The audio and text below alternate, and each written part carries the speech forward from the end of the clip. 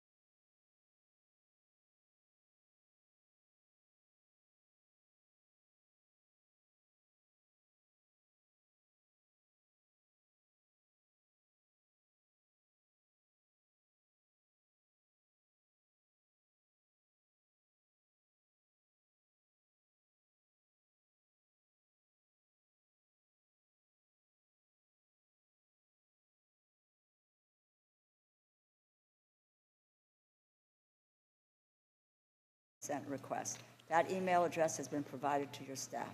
I would remind all members that they must verbally request unanimous consent separately from sending the document or written UC request to the email address. Our first order of business today is consideration of the Labor, Health, Human Services, and Education Appropriations Bill for fiscal year 2023. I first want to take a moment to recognize my partner and friend, Ranking Member Cole. Unfortunately, Tom is not with us today. He's recovering from COVID, but we wish you very good health and a quick and easy recovery. And I want to say a thank you to you for your dedication, commitment to the American people, to your constituents, and to those served by this bill is admirable. You and I both believe deeply in the power of this institution to get things done and to be able to make a difference. And I would just say to you, Congressman Cole, that you know why you came to serve. And while we may differ in our approach to doing so, it has been a pleasure to work with you over the past several years. We have passed bills, and we have had some outstanding accomplishments. Let me also take a moment to thank Ranking Member Granger for your partnership, your leadership, your commitment to the work of this committee as we make sure, as you help to make sure, that it works for all Americans wherever they are in this country. I also want to thank my colleagues on the subcommittee on both sides of the aisle. Included in this bill are the critical priorities that will continue to improve the lives of working and middle-class families. Not possible without you, all of you. Your passion, your advocacy would also not have been possible without the nearly 16,000 requests that the Labor HHS subcommittee has received from Democrats and Republicans.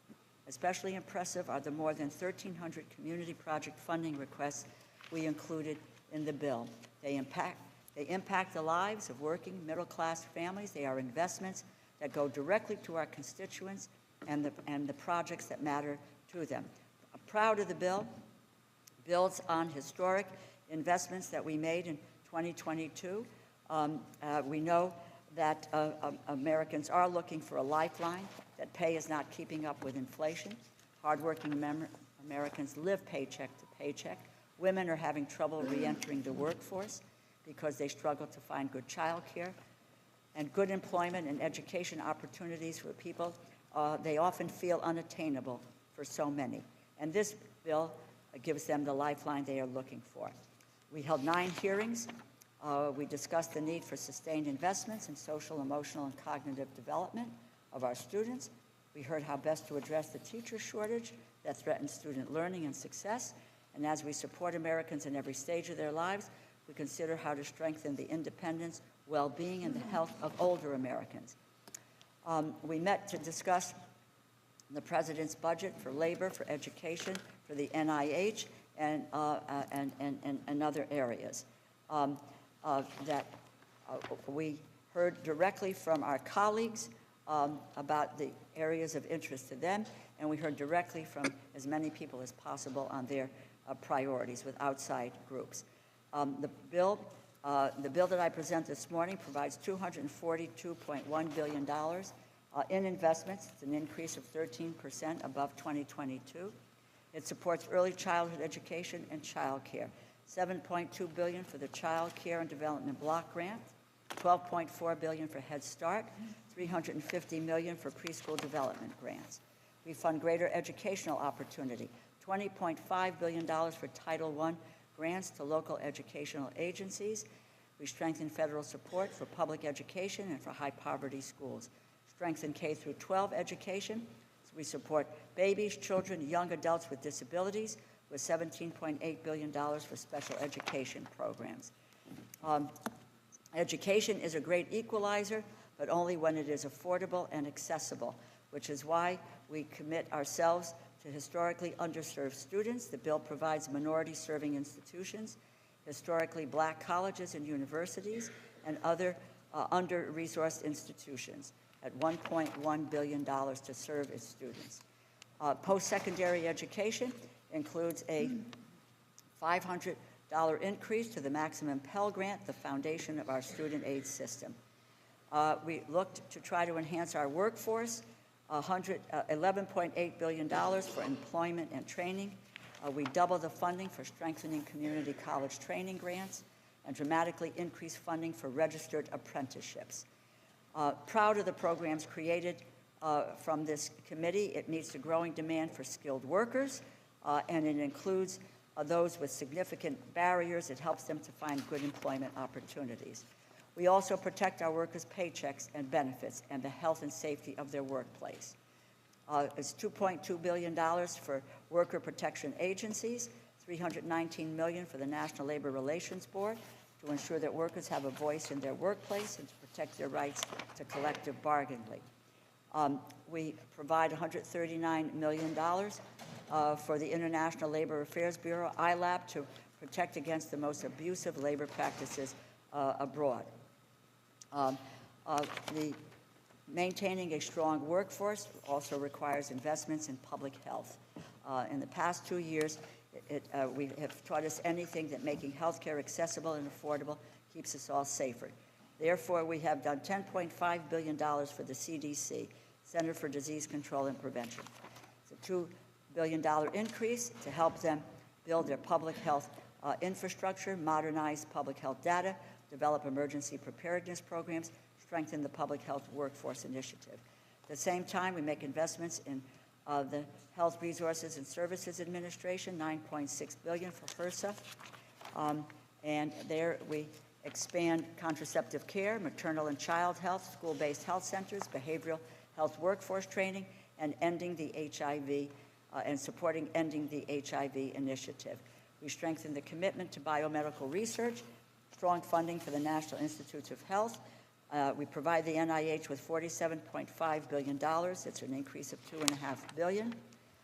We also include efforts for the Cancer Moonshot Initiative, Alzheimer's disease, HIV prevention, treatment, universal flu vaccine development. We also provide funding to deal with urgent healthcare crises, maternal health, opioid misuse crisis, and we look to try to reduce the unacceptable ethnic and racial health disparities that impact underserved communities with an increase of $100 million for that research. ARPA-H, that's $2.75 billion to accelerate the pace of scientific breakthroughs. Mental health, which was a big issue for the subcommittee. We increased funding for substance use and mental health services, money to SAMHSA by $2.6 billion. That includes the 988 National Suicide Prevention Lifeline, mental health resources for children, and recovery support services and opioid prevention and treatment. We address gun violence by increasing funding for gun violence prevention research at CDC and the NIH. In terms of public health emergency, the bill strengthens our support for women's rights, women's health, and expands access to reproductive care, especially some of our most vulnerable, instead of some of our vulnerable women. It eliminates the discriminatory Hyde Amendment, provides $500 million, an increase of $214 million for Title X family planning programs. We will continue to advance equal treatment for women, even as the Supreme Court ruling tries to take control of women's health care decisions out of our hands. I want to conclude by thanking the staff for their hard work. From the majority side, a thank you to Stephen Stegleiter and your team, Jennifer Kama, Jackie Kilroy, Lori Mignon, Philip Tizzani, Cassie Bowles, Kaya Green, Alana Paul, and Robert Barron-Saka. On the minority side, a thank you to Susan Ross and Catherine Salmon, and the staff in my office, my personal office, Becky Saleh, Jack Rayburn, Caitlin Peruccio, Marie Gualtieri. With that, I'd like to again say thank you to Ranking Member Cole and yield to him for opening remarks.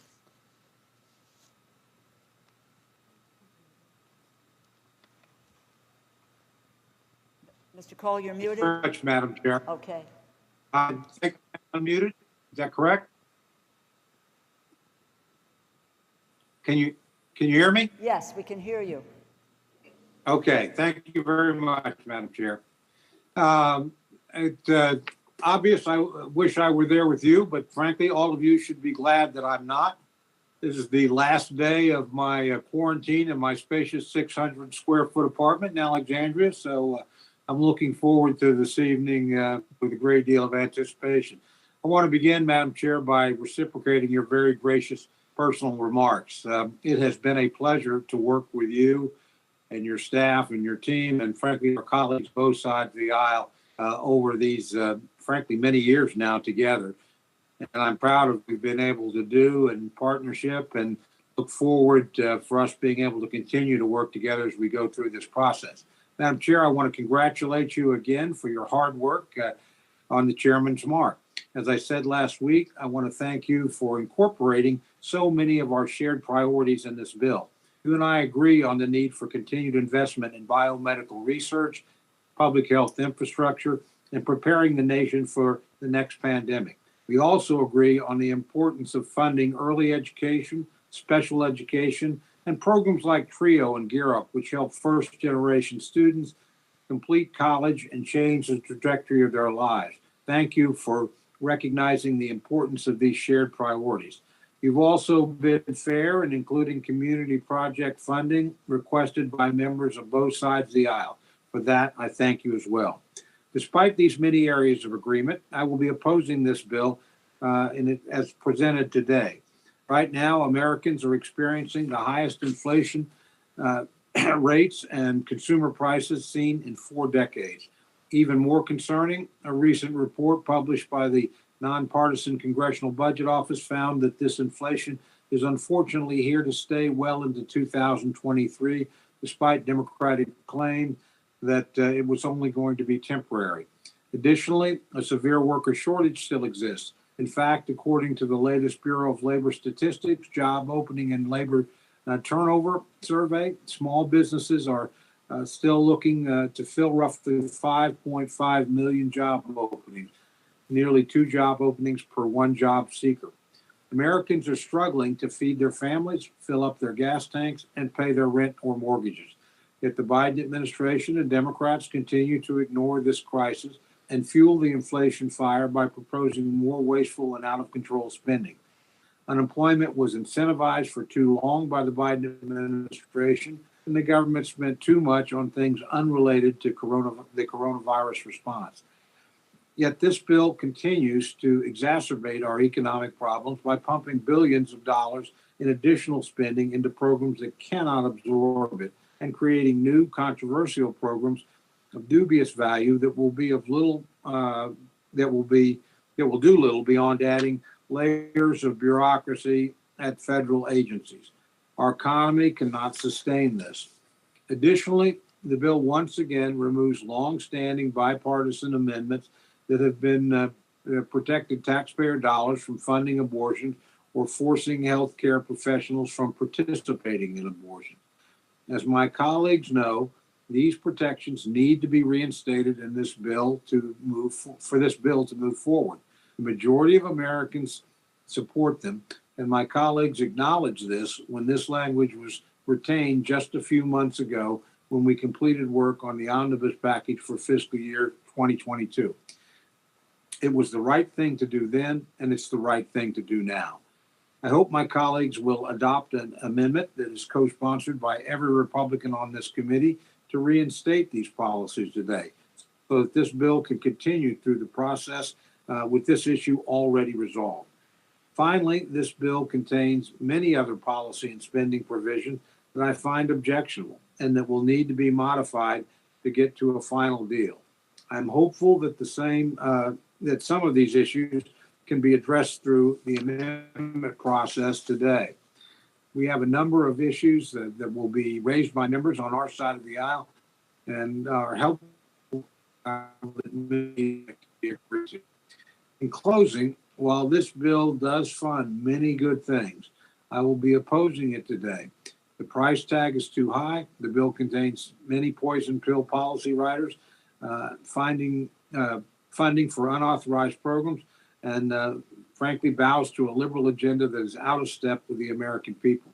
I want to thank the gentlelady and her staff again for all their hard work. I do pledge to work with you in good faith as the year continues. Working together, you and I have passed this bill through Congress and avoided a continuing resolution time and time again, 7 in a row, if memory serves me right. We've been able to pass it no matter which party was in the majority, no matter who was president, no matter who controlled the Senate. I hope we can do that again. It's my sincere hope that as we work through this process, Madam Chair, we will find consensus as we have so often in the past. With that, I yield back the balance of my time. I thank the gentleman, and now I recognize Ranking Member Granger for her opening remarks. Madam Chair, thank you for yielding. First, I want to thank the Chair and Ranking Member for their work on the fiscal year 2023 bill for labor, health, and human services, education, and related agencies. I also want to acknowledge the committee staff for their efforts. While this bill funds many important programs, it is based on a funding level that passed the House without Republican support again. In addition to my concerns about excessive spending, the bill includes controversial policies that I strongly oppose. First, this bill once again drops long-standing bipartisan language that prevents federal dollars, tax dollars, from being used to pay for abortions. It also removes language carried for the last 17 years that protects American doctors and nurses from being forced to participate in abortions. In addition to the abortion provisions, there are many other highly controversial items included in the bill, such as language relating to labor law, excessive spending on new unauthorized programs, and provisions relating to immigration enforcement. For these reasons, my Republican colleagues and I strongly oppose this bill. Until the pro-life protections have been restored and the other controversial issues have been addressed, we will not be able to vote for it. Just a few short months ago, we were able to come to an agreement and enact the fiscal year 2022 appropriations bills that continued long-standing riders and drop new controversial provisions. I'm hopeful we will be able to do that same thing this year. Madam Chair, I look forward to finding common ground and finishing our work in a timely manner. Thank you, and I yield back. I thank the gentlelady. Before I ask of others, I couldn't get blankets, but we have hand warmers. If anybody needs a hand warmer, please, or we can get them distributed if anybody would like them. So get the staff to distribute hand warmers. You know, let's try to be warm during the day. Are there other members wishing to make general comments about the bill? Ms. Roybal-Allard? Madam Chair, I rise in support of this bill, and I commend you and Ranking Member Cole on an outstanding FY23 Labor HHS education mark. It has truly been an honor to serve on this subcommittee for almost 20 years with so many dedicated public servants who responded to the needs of the most vulnerable among us. Representative DeLauro and Representative Cole, whether as chair or ranking member, you are the most resolute champions of this people's bill, and it has been my privilege to serve with you.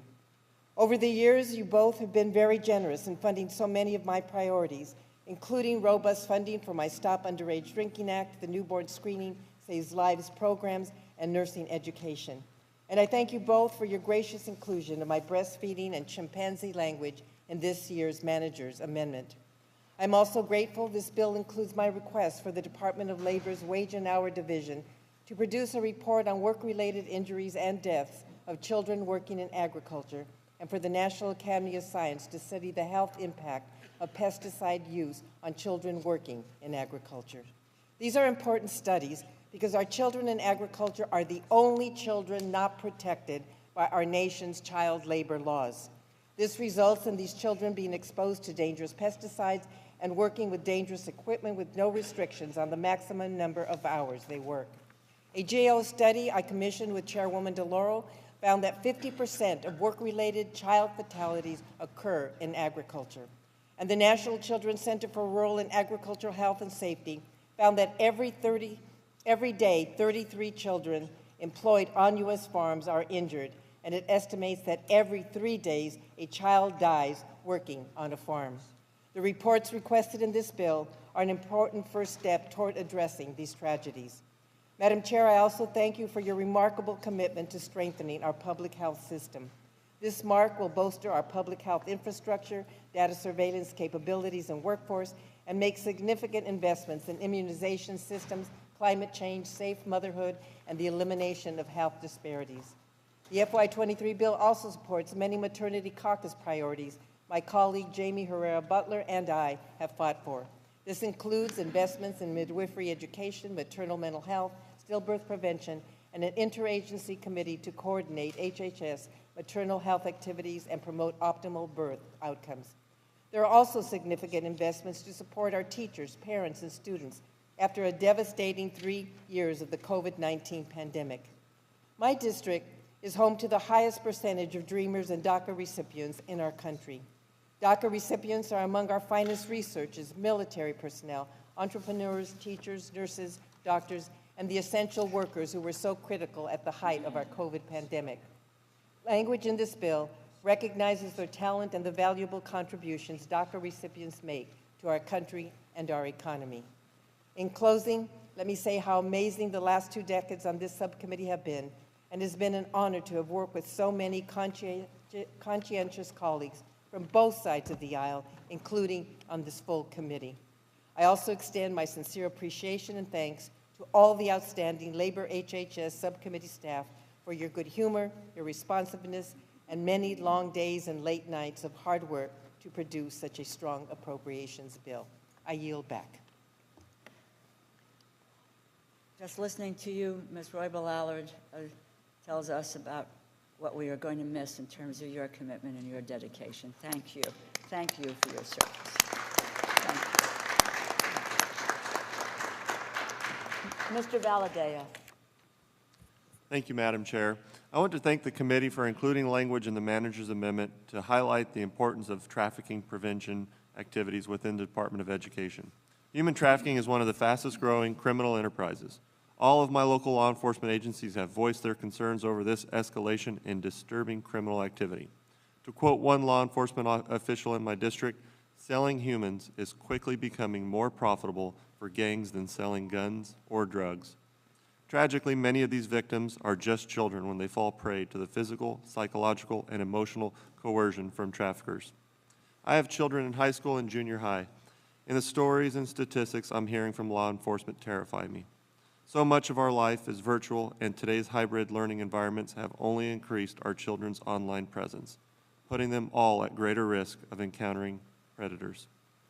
It's unfortunate that these are conversations we need to have with our children, but educating our youth to recognize and safely avoid exploitation is a critical trafficking prevention tool. I applaud the committee's efforts to address this critical issue, and I look forward to working with my colleagues and the Department of Education to further their human trafficking prevention initiatives. Thank you, and I yield back. Mr. Bishop.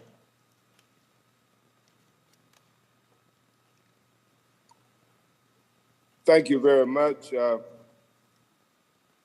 I'd just like to take a moment to thank Chairwoman DeLauro, Ranking Member Cole, and all of the members of the subcommittee for their strong support for 3 important issues in the FY23 Labor, Health, and Human Service Education and Related Agencies Appropriations Act. First, I'd like to thank you for the tremendous mark for Job Corps, a $50 million increase over the previous year. I'm the co-chair of the Friends of Job Corps Congressional Caucus, along with my colleague from Kentucky, Representative Brett Guthrie. We proudly led the Job Corps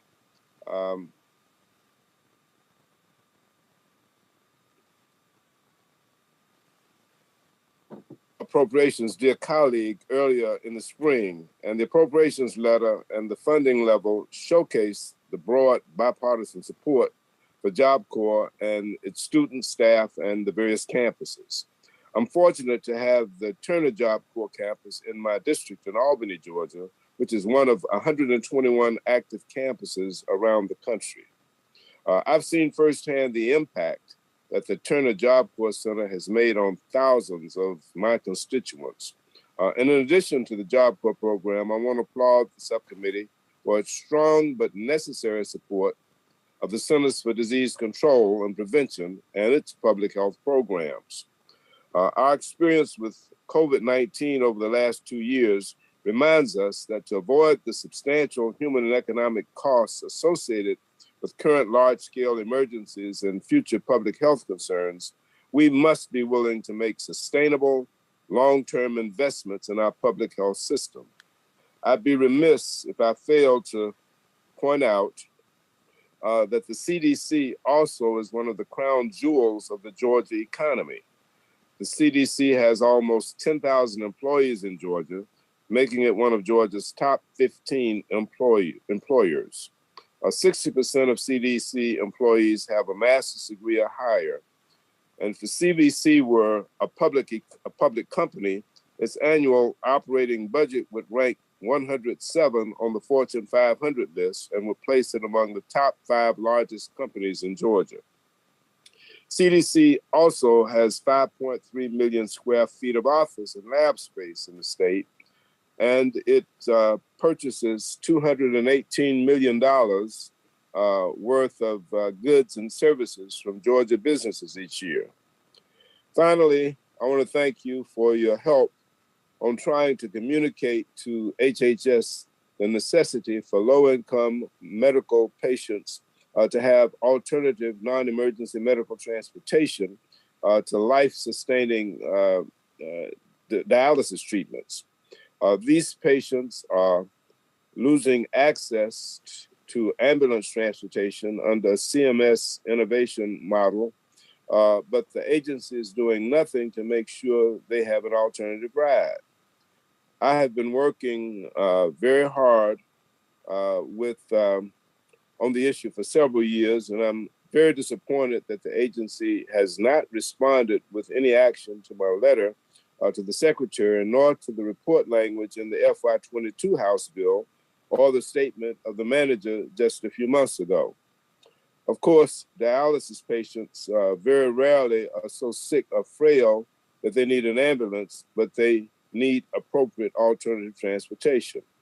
The patients affected are 3.5 times more likely to be African American or Hispanic than all Medicare patients. We now, of course, all recognize the vital necessity of transportation as a key non-medical social determinant of health. So again, I applaud the chair, the ranking member, and the entire subcommittee for your continued support of Job Corps, the CDC, and the non-emergency medical transportation. I look forward to the bill's passage by the full committee, and I thank you, and I yield back. Ms. Lee, let me just say this to you. I know I want people to have the opportunity to speak and say what they want, et cetera. If we could just keep in mind that we're trying to get through 2 bills today, and I know people are trying to get out as well, and I'll keep that in mind for myself as well, so I promise. Ms. Lee, you're recognized. I'll be very quick. Thank you, Madam Chair. Let me thank you, Ranking Member Granger, and our subcommittee member, Mr. Cole, for your leadership in putting this bill together. Given the current threats to reproductive rights for women across the country, as co-chair of the Pro-Choice Caucus, I want to thank the chair for once again removing the Hyde Amendment in this bill. I'm proud to support the various provisions in the bill that ensure that contraceptives are accessible, affordable, and covered for all women. And I keep reminding you, systemic racism is woven into every crisis that we face today. The fiscal 23 Labor H bill responds by providing $10 million to address the structural racism in public health under a National Center on Anti-Racism and Health Equity, working with community-based organizations. The bill also provides $10 million for the development of a patient advocacy program to fill the gaps in coordination across the inpatient and outpatient care continuum. Madam Chair, I want to just say a couple of things about this because you were such a loving caregiver for your mother. I was a caregiver for my mother.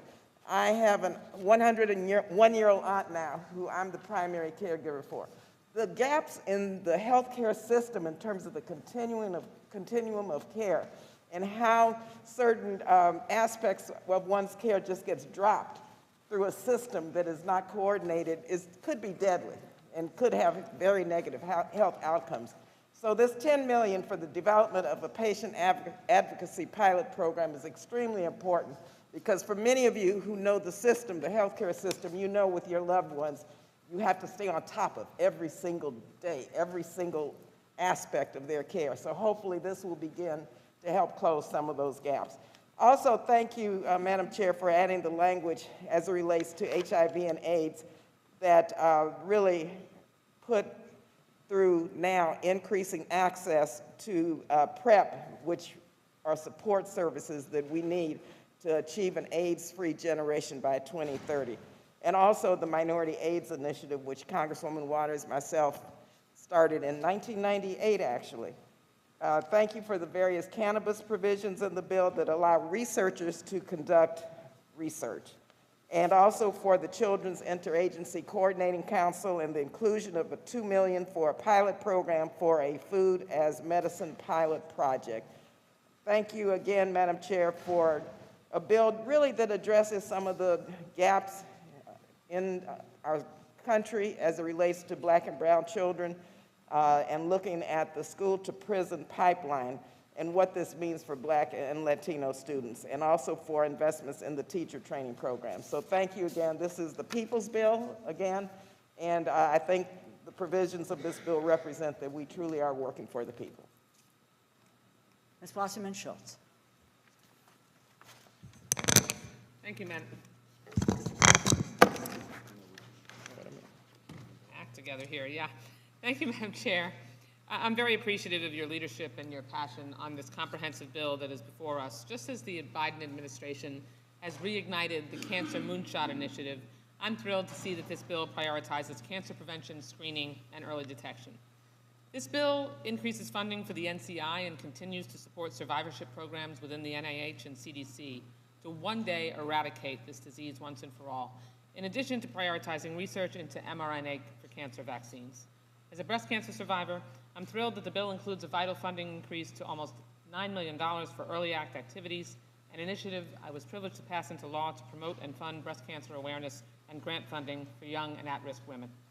It also continues a moratorium on the outdated and harmful USPSTF recommendations on access to breast cancer screening, mammography, and prevention through 2025, as well as addressing coverage for digital modalities, more advanced screening techniques that help detect cancer early. The bill also includes language directed at the USPSTF's shortcomings, addressing the need for comprehensive reform to ensure their recommendations further public health for all Americans and address health inequities.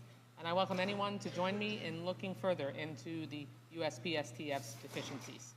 After cancer screenings fell dramatically during the pandemic, I'm very proud that this bill increases funding for the Alcee Hastings Program for Advanced Cancer Screening in Underserved Communities by $10 million. This HRSA initiative recently launched to assist health centers increase access and address barriers to cancer screenings in partnership with NCI-designated centers. Mr. Hastings was a cherished friend and mentor, and I'm proud to see this program save lives in underserved communities. The bill also encourages the NIH to boost polycystic ovary syndrome, or PCOS, research, which affects up to 15% of women and is a major risk factor for cardiometabolic conditions. Additionally, the bill provides $10 million for Holocaust survivors and helps address their exposure to traumatic events, including emotional and psychological harm due to historical violence and oppression, systemic abuse, and other injustices. This is a rapidly dwindling population that is extremely elderly, and providing for their care is critical. Madam Chair, this bill also aggressively protects our youth with increased funding for the CDC's Office of Smoking and Health, which combat the e-cigarette epidemic, an important increase that reinforces the FDA ban on JUUL products and nicotine regulation efforts. The bill also directs $2 million to drowning prevention efforts, which for 1 to 4-year-olds is the leading, though preventable, cause of unintentional death in this country. With resources and education, we can add layers of life-saving protection when supervision lapses. And I'm also glad this bill reaffirms our right as members to conduct oversight through access to ORR facilities for migrant children. And as the next school year approaches, I'm proud that we continue to push forward with my initiative on school climate and safety. It will enable states and local districts to build and implement evidence-based plans to tackle a range of issues from bullying, seclusion, and restraint to school violence, including gun violence. And finally, Madam Chair, in closing, I want to thank you for protecting women's basic rights with this bill. The funding in this bill actually protects women and provides education, opportunity, and fulfillment without erecting barriers to care. When women are supported and empowered, our families and the entire nation are stronger. Sadly, too many forget this basic truth. I thank the Chair for her work, and I look forward to seeing this bill come to the floor. And I yield back the balance of my time. Ms. Bustos. Thank you, Madam Chair. I'd like to thank you and Ranking Member Cole, as well as the subcommittee staff, for all of your hard work on this incredibly important bill. What I'd like to focus on is social determinants of health, the factors that are in all of our everyday lives that impact our health outcomes. In the congressional district that I serve, the community that lives in the 61605 zip code in the city of Peoria, it's a vibrant and a beautiful community filled with vibrant and beautiful people, but they face these challenges that in this zip code that is considered the most distressed zip code in America. The families there live in a food desert, which means they have problems finding fresh fruits and vegetables in their day-to-day lives. They lack many of the adequate transportation needs that are easy for the rest of us. And even though this community is one of the oldest in Peoria, many of its neighborhoods lack the basic amenities, like things like sidewalks, which allow their children to be able to walk to a neighbor's house to be able to walk to go visit friends. So it's why I wanted to make sure that I fought to get $2 million in community project funding just for sidewalk installation in this zip code, and the upgrades that they need. And the committee and Madam Chair, you were nice enough and responsible and respectful enough to put that in the bill. So the struggles of this 61605 zip code that they face is, we see this in other communities, in rural and in urban communities, and it's way too common. So for far too long, there hasn't been that coordination to address these issues at the federal, state, and local level, and that's really been a disservice to our communities. It's really why I've been so proud that we've been able to work together over the past 2 years to be able to develop grant funding through the Centers for Disease Control and Prevention to address social determinants of health. This year's appropriation bill allocates $92 million in grants for social determinants of health. So our communities, whether they're rural towns or big cities, can have the tools at their disposal to be able to develop tailored programs to lift up their most vulnerable populations. This funding represents a critical investment in addressing health disparities, giving local communities the opportunities they need to grow and prosper. With that, Madam Chair, I yield back. Thank you. Ms. Clark.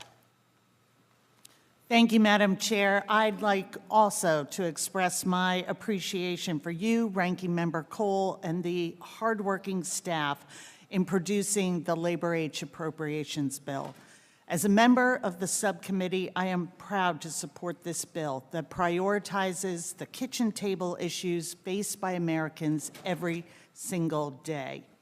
Just one of those issues addressed in this bill is childcare. This bill provides almost $20 billion in relief for families struggling to find and afford care. This is a struggle in districts that are red, blue, purple, and everything in between, urban, suburban, and rural. This funding will go a long way to helping families find those early learning and care programs that enable them to get back to work and allow their children to thrive. This funding includes nearly $600 million for a cost of living adjustment for the Head Start workforce. This is a critical step in our ongoing work to improve early childhood educator compensation and ensure early learning care programs have the resources they need to recruit and retain staff. Across the country, Head Start programs and child care providers are facing a severe labor shortage. The lack of staff is closing classrooms and adding to already long wait lists for families. I look forward to working with my colleagues to keep this momentum up and invest in new solutions that can address this critical issue. Again, thank you for your support and partnership on all of the issues represented in this bill. I urge my colleagues to support it, and I yield back. Ms. Watson-Coleman. Good morning, and thank you very much, Chairwoman Delora, for recognizing me. I want to thank you and Ranking Member Cole and the entire staff on both sides for all the hard work in this bill, which I wholeheartedly support. I am so grateful to continue serving as a member on this subcommittee because it is committed to protecting families, workers, and our most vulnerable populations. And I'd like to acknowledge the hard work that went into drafting this year's bill and the inclusion of many of my priorities. I'm pleased to see that the FY 2023 bill provides 13% increase over the FY 22 levels, making target investments in children, education, health equity, and workforce programs. I want to highlight the inclusion of many of my priorities in this bill, included in the FY 23 bill, and report our programs that impact my district and the country, including recognizing the need to provide social and emotional support for COVID-19 bereaved children, continuing to improve diversity at the NIH and address the disparities in this workforce and grantees, prioritizing youth suicide and mental health, particularly for Black youth, whose suicide rate is increasing faster than any other racial ethnic group, as well as including $30 million to increase the number of health service psychologists who provide services to the underserved populations, acknowledging the critical shortage of quality school-based mental health services, and $200 million for training and reintegration activities for justice-involved populations. With the inclusion of the community project funding request this year, over $3 million included in this bill will directly fund important projects across my district. They include funding for pediatric health resources, communities burdened by food insecurity, mental health services, training and employment services, and mentoring services. Once again, I want to thank the chair and the ranking member for the working with me to get my priorities into the bill. And specifically, I want to thank the chairwoman for working with Rep. Lee and myself to ensure access to PrEP. This is truly a statement of our values. The measured increases to these programs were done thoughtfully to make a real difference and uplift the lives of the people who need our help the most. While there are significant advances towards equity, there's still more work to be done, and I plan to continue working with my colleagues as we move forward and deliver real results for the people in my district and in this country. With that, I thank you. I look forward to supporting this bill, and I yield back. Thank you, Madam Chair. If I may borrow an expression from Mr. Newhouse, my, this is one terrific bill. All right. Thanks to the leadership. I wanted to, and the staff, and I want to do a shout out to Representative Roybal Allard. It's been such an honor to serve with you. We're going to miss you. So look, this, as I said, this is a terrific bill. It does so much to advance education and health research and childcare. But, you know, members often bring personal experiences to their job. And I just want to talk about my two favorite constituents that really helped me crystallize on something very important to my constituents. First is my 96-year-old mother. Last year, she was living independently. I have to say, she's got a quicker mind than me. I guess that's not difficult, but she does. And she fell one night, broke her leg. I watched her go through hospitalization and rehabilitation, and now she is in an assisted living facility. I mean, the doctor said she was one of the lucky ones because she recovered, although she has lost her independence. And I think if you go back home and you just talk to your constituents, you are going to find so many people who have fallen and have had either injuries or real changes in their life because of their fall. So I started to do a little research. Falls are the biggest, the most frequent injury to people over 65. 36 million falls a year, 32,000 lead to death, and millions to injuries, and a lot of very psychological effects and changes in their activities of daily living, even people now not wanting to even leave their home. And the medical expenses related to falls is an astonishing $50 billion on our health system, $50 billion. And as we heard in the hearing, I thank our chair for holding a hearing on this issue, there are many, many preventative actions that can be made.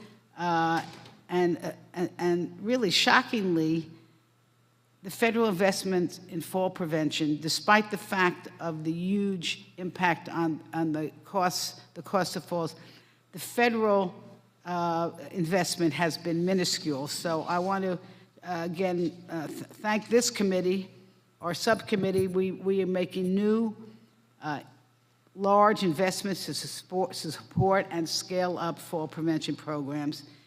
And I won't go into the details of them, but hopefully this is going to save a lot of lives and a lot of sadness. And yeah, my mom is doing well. She's doing well. Now, my second constituent is my son, Ben, who was a United States Marine war. He was in Afghanistan, Iraq. I watched him come home after 8 years. I watched the transition. It was a little nerve-wracking, but I will say this, he's fine. He's an adult, he's got a family, he's successful.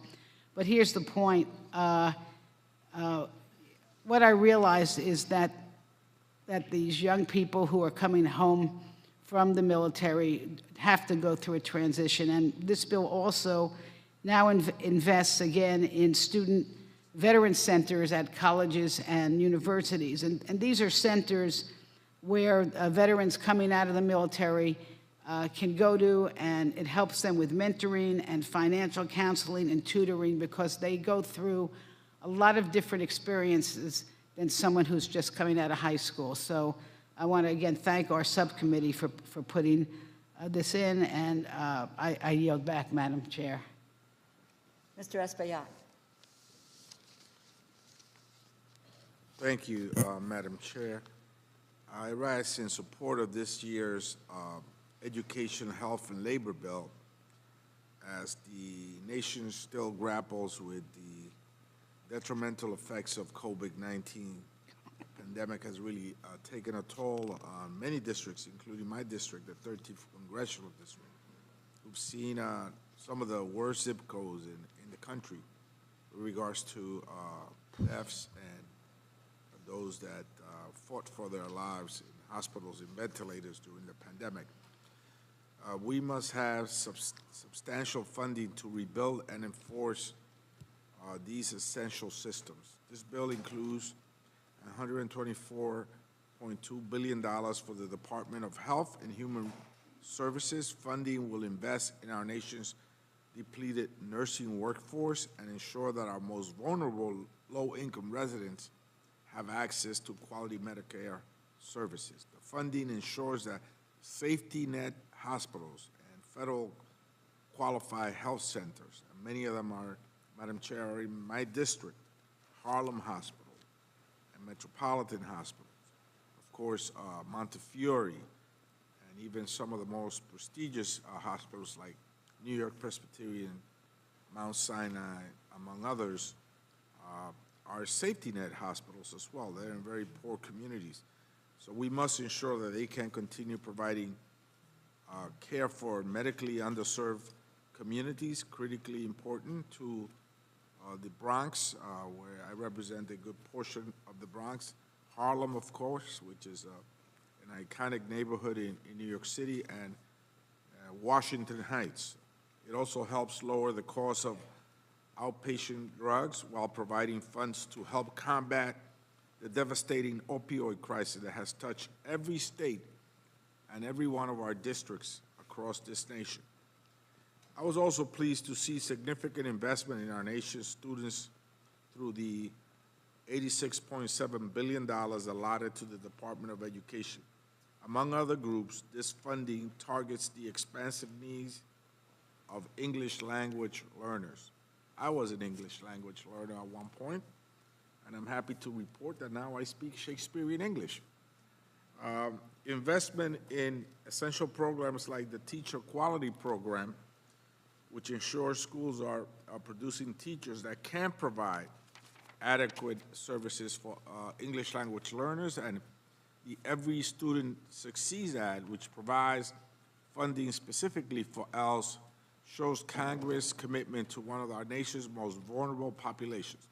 Additionally, I am grateful for the investment in Hispanic serving institutions and other MSIs, which can uplift the next generation of Hispanic leaders. Finally, I was glad to see the Department of Labor provides $15 billion to ensure that Americans have access to the workforce and increase nationwide prosperity.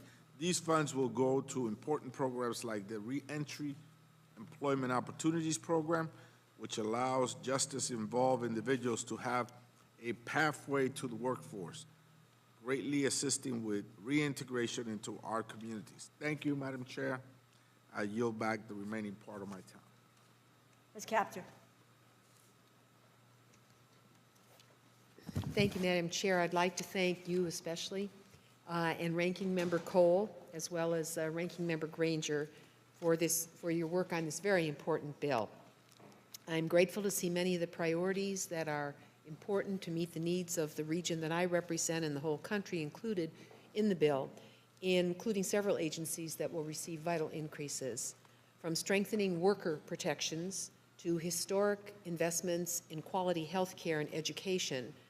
This bill delivers consequential changes that will improve the quality of life for all Americans, and I completely identify with statements that Congresswoman Lee and Frankel made about the disaggregated nature of care for people who are homebound or institution-bound, and that pilot study being so important.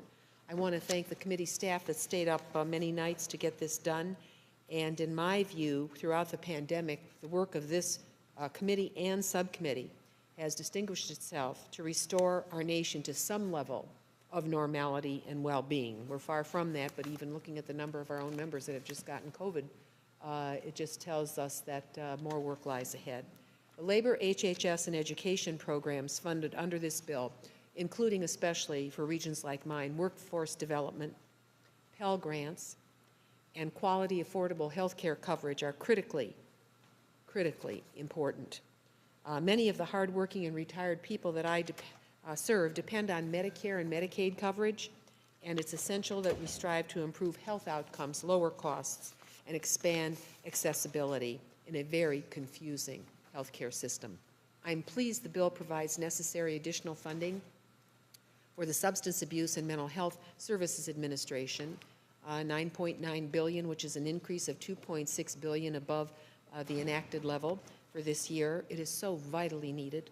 Our communities, affected often by the dual behavioral health and opioid crisis, rely on us to do more and require immediate funding to provide much-needed mental health services, substance abuse treatment, and prevention initiatives. Thank you, Chair DeLauro, for directing funding for SAMHSA and HUD to create a pilot program for supportive housing for people with mental health illness that can't be cured in 3 weeks. They need shelter, a shelter plus care model based on the success of the HUD VASH program working with our vets. Inadequate transitional housing and support systems severely harm people who are living with serious mental illness, leading to an inhuman cycle across this country of people entering and leaving hospitals, jails, shelters, homelessness, and then the cycle repeats. This cycle significantly burdens public budgets while robbing people of effective avenues to receive proper care, diagnosis, and treatment. The pilot will serve as an important role in reimagining how we care for one of our most afflicted, vulnerable populations. And finally, I'm pleased we're directing NIH to continue expanding its relationships with the Department of Energy and its national laboratories to work together more closely in more strategic ways to leverage the Department of Energy's vast research capabilities in high performance and high frequency photoimaging, supercomputing, to further push the boundaries of health research, imaging, drug discovery, brain research, and other high science, biomedical, neurological research areas. Again, I appreciate the Chairwoman, Ranking Member, and the committee staff for their hard work and for incorporating these priorities along with many others. I yield back. Are there any other members wishing to make general comments about the bill? Seeing no other members wishing to make opening remarks, I'd like to recognize myself to offer a manager's amendment, which is at the desk. And without objection, the reading is dispensed with. As I mentioned in my opening remarks, members submitted nearly 16,000 requests to this bill. We were able to accommodate the vast majority of those requests either fully or partially. Over the last few days, we've worked closely with the minority, with Mr. Cole, and have a manager's amendment making a number of non-controversial and technical changes to the bill and report for programs that are of interest to many of the members of the committee on both sides of the aisle. I appreciate the close collaboration I had with Mr. Cole and his staff in putting this amendment together, and we are in agreement. I urge the adoption of the amendment. And now I'd like to recognize Ranking Member Cole. Thank you very much, Madam Chair. We support the amendment and urge its passage. Are there any members who wish to be heard on the amendment? Yes, Mr. Molinar. Thank you, Madam Chair. I want to thank you and Ranking Member Cole and the committee for their work on the amendment that bans HHS from using taxpayer dollars to purchase crack pipes. I'm grateful that this amendment has bipartisan support and has been included in the manager's amendment. Thank you. Mr. Rutherford. Thank you, Madam Chair. I rise in support of this manager's amendment, and I want to thank the chairman and ranking member for including this provision on Seoul Community Hospitals. This provision encourages CMS to provide a transition period for these Seoul Community Hospitals that have fallen out of compliance with CMS eligibility requirements during the COVID-19 public health emergency. Seoul Community Hospitals like Flagler Hospital in St. Johns County are eligible for higher Medicare reimbursement rates because they're the only source of care in that geographical area. However, during the last 2.5 years, some of these Seoul Community Hospitals, including Flagler, are at risk due to new hospital construction that's come into the area. And while I support competition and construction of new hospitals, without the flexibility of this transition time, these Seoul Community Hospitals are going to face some very difficult financial decisions. And so the COVID-19 pandemic has been a challenging time for our hospitals across the country. And we must give these hospitals, which have single-handedly served their community for so many years, the flexibility as they transition out of the Seoul Community Hospital program. So my language included in today's manager's amendment will provide a step-down period that minimizes the disruption and allows prudent financial planning for these very important healthcare providers. So with that, I urge adoption of this amendment, and I yield back. Thank you. Are there any other members who wish to be heard on the amendment? No? Okay. All those in favor of the amendment, say aye. Aye. Aye. Those opposed? Opinion of the chair, the ayes have it, and the amendment is adopted. Are there further amendments? Madam Chair. Mr. Cole is recognized. Very much, Madam Chair. I have an amendment at the desk, and I would ask that it be dispensed with. Without objection, the reading of the amendment is dispensed with. The gentleman from Oklahoma is recognized to speak. Thank you very much, Madam Chair. Madam Chair, like last year, my amendment is straightforward. It restores the language carried in this bill for over 45 years that protects life and prevents federal tax-funded abortion. Since it was first enacted by an overwhelmingly Democratic Congress in 1956, it's estimated that this provision, known as the Hyde Amendment after its original author, the late Congressman Hyde, has saved more than 2 million lives. This language has been supported by lawmakers and signed by into law by presidents of both parties every year as part of the appropriations process. And every Democratic member sitting in this room today has voted for it in the past as recently as last March. When President Biden was Speaker of the United States Senate, he supported including the Hyde Amendment and appropriations bills and showed support for the provision as recently as just 3 years ago while campaigning for president. He has since flip-flopped on this issue under pressure from the far left wing that now controls the Democratic Party and proposed the removal of this protection in his budget request. This bill also dilutes conscience protection language added 17 years ago by then Congressman Dave Weldon, which protects American doctors, nurses, and other healthcare professionals from participating in or providing an abortion if they have a moral objection. This is an essential right of every American, and its removal is a danger to all of us. Last year, 22 state attorneys general sent a letter to the congressional leadership outlining in detail their objections to the removal of the Hyde Amendment in the president's FY22 budget request. Repealing the Hyde Amendment would impose a pro-abortion funding policy on states that have decided against it. They stated that the Hyde Amendment allows states to choose to fund elective abortions or not with state taxpayer dollars. And the people and elected representatives of 34 states have voluntarily chosen not to do so. I will always come down firmly on the side of protecting and saving lives of unborn children, as well as defending the conscience rights of American taxpayers. I do recognize that the issue of abortion is emotionally charged and that many Americans have differing points of view. But even for Americans who consider themselves pro-choice on this issue, many don't believe that tax dollars should be used for abortion. In fact, 60% of the American public oppose taxpayer funding for abortions. Madam Chair, I know you appreciate the fact that this bill cannot become law until these provisions are restored. You wisely agreed to do so just a few short months ago, and this decision enabled us to complete work on the fiscal year 22 omnibus bill. As the makeup of this body and the other body remain the same as they were in March, everyone in this room knows that these provisions must be restored once again to allow this bill in fiscal year 23 to move toward completion.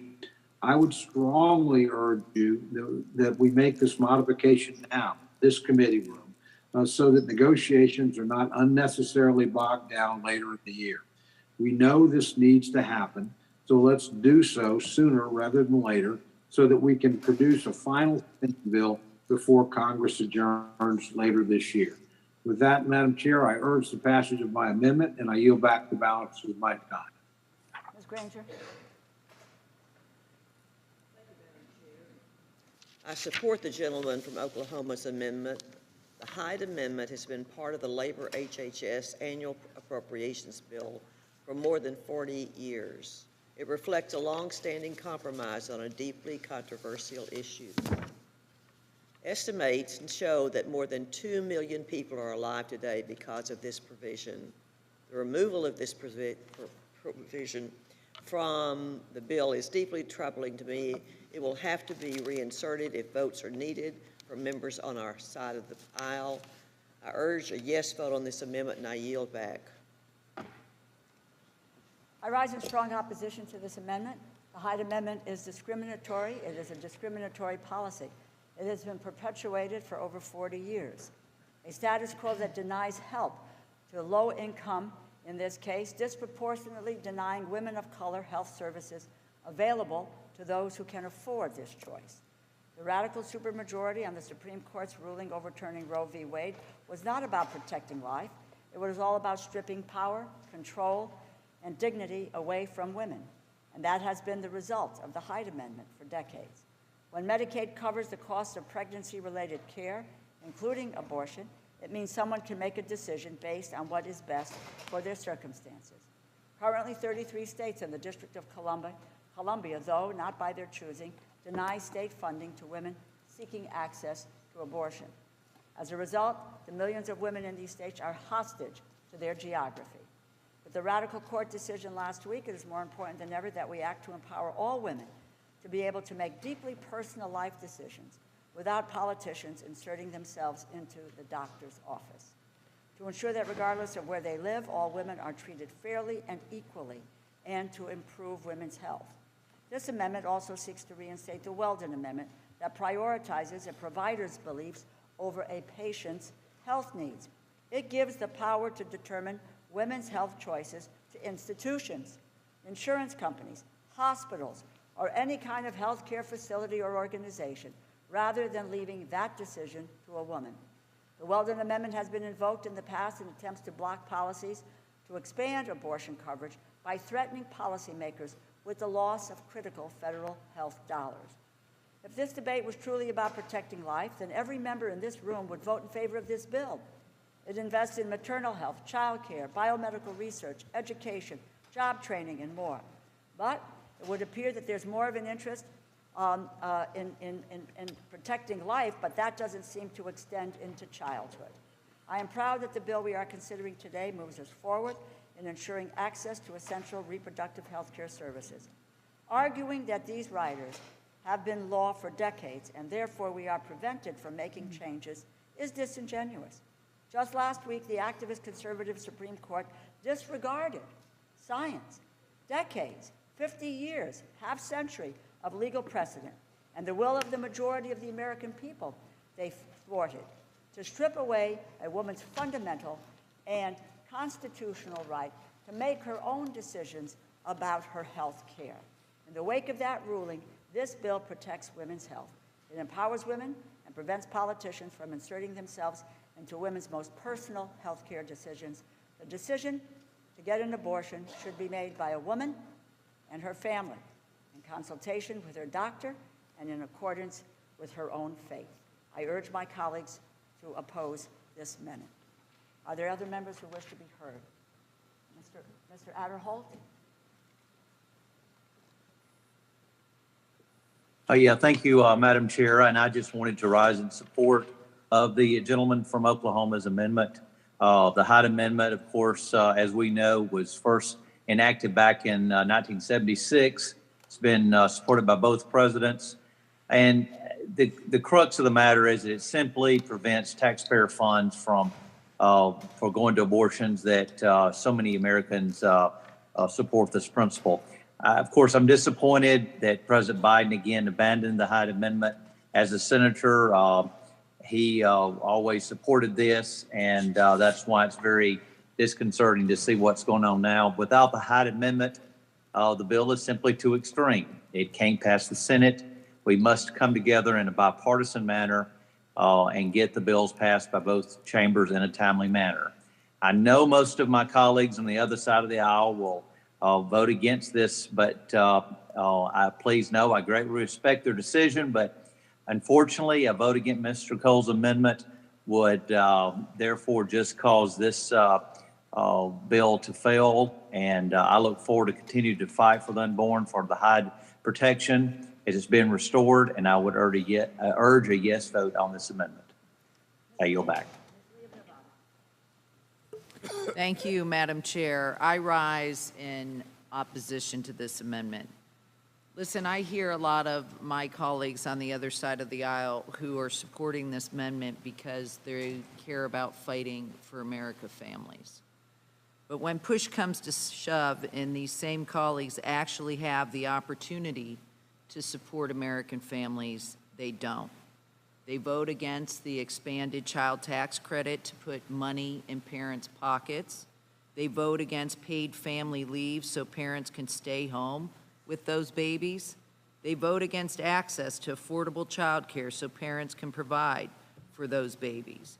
And they vote against health care, public schools, early childhood education, gun violence prevention, and anything that will help these kids grow up and raise families of their own one day. And now, of course, most are silent about or even cheering the reversal of Roe v. Wade. And I find it a little hypocritical that today we have to support this we're being asked to support the Hyde Amendment because it's been in place for 40 years, but at the same time, we're cheering the reversal of a precedent that was around for 50 years and supported by the vast majority of Americans. But now more than ever, it's absolutely crucial that women are able to access reproductive care that they need. And let's be very, very clear. This amendment has nothing to do with families. This amendment is not pro-life. This amendment is another piece of an out-of-touch partisan agenda to control women's bodies. Having a child is an important life decision. I think we all agree on that. but it is one that should be left to the woman and her doctors, not representatives in this room. This amendment dismantles that fundamental choice, and it's a vote against this amendment is a vote to protect women. A vote against this amendment is a vote to ensure that all women, no matter their means, their insurance policy, or their zip code, can access essential abortion care that they need. I urge my colleagues to consider the women's whose lives that will be turned upside down by this amendment, the women who will lose the opportunity to pursue the American dream, and the women who will die because they cannot access the urgent care that they need. Vote against this amendment. Thank you, Madam Chair, and I yield. Ms. Herrera Butler. Thank you, Madam Chair. And I rise in support of the gentleman's amendment. And it's not because it's just precedent, and it's not just because, you know, our side does and your side doesn't when it comes to supporting Hyde. This is a very fundamental inflection point for us as appropriators. We are respecting the fact that at best, the country is split on the issue of abortion. You can go to different parts of the country where it's incredibly supported and different parts where it is absolutely opposed. We have to make a decision with other people's money. This isn't our money to use. And when we're talking about, you know, my friend from Nevada was talking about this being something, it's not about, you know, taxpayer dollars, it's about dismantling a choice. I would then also submit that we're talking about the reason this is so important to some of us, I'm not gonna speak for everybody, is because I also believe it's dismantling a life. You know, the extremes of abortion to where you can be near birth or in the late stages, there's a lot of pain that's felt to a baby in the womb at very early ages. So we're not talking about this as like some weird, like this is something that should never be discussed as just a simple policy. We're literally talking about ending life in the womb. And whether or not you and I or we have the right to take other people's money and use it in that fashion. This is not talking about outlawing abortion. This is not talking about taking away states' rights. We're talking about whether we're going to use taxpayer money to end life in the womb. And I can tell you from personal experience and from experience with walking with many families that 24-week-old babies survive really well. They're in today's world, you wouldn't know one from a child who was carried to term. So there's a very, and they feel pain in utero. I've watched, if a baby gets stuck with a needle in utero, they move away from the needle. They can be harmed, and they can heal in utero. I mean, they're kind of magical. They're swimming in stem cells.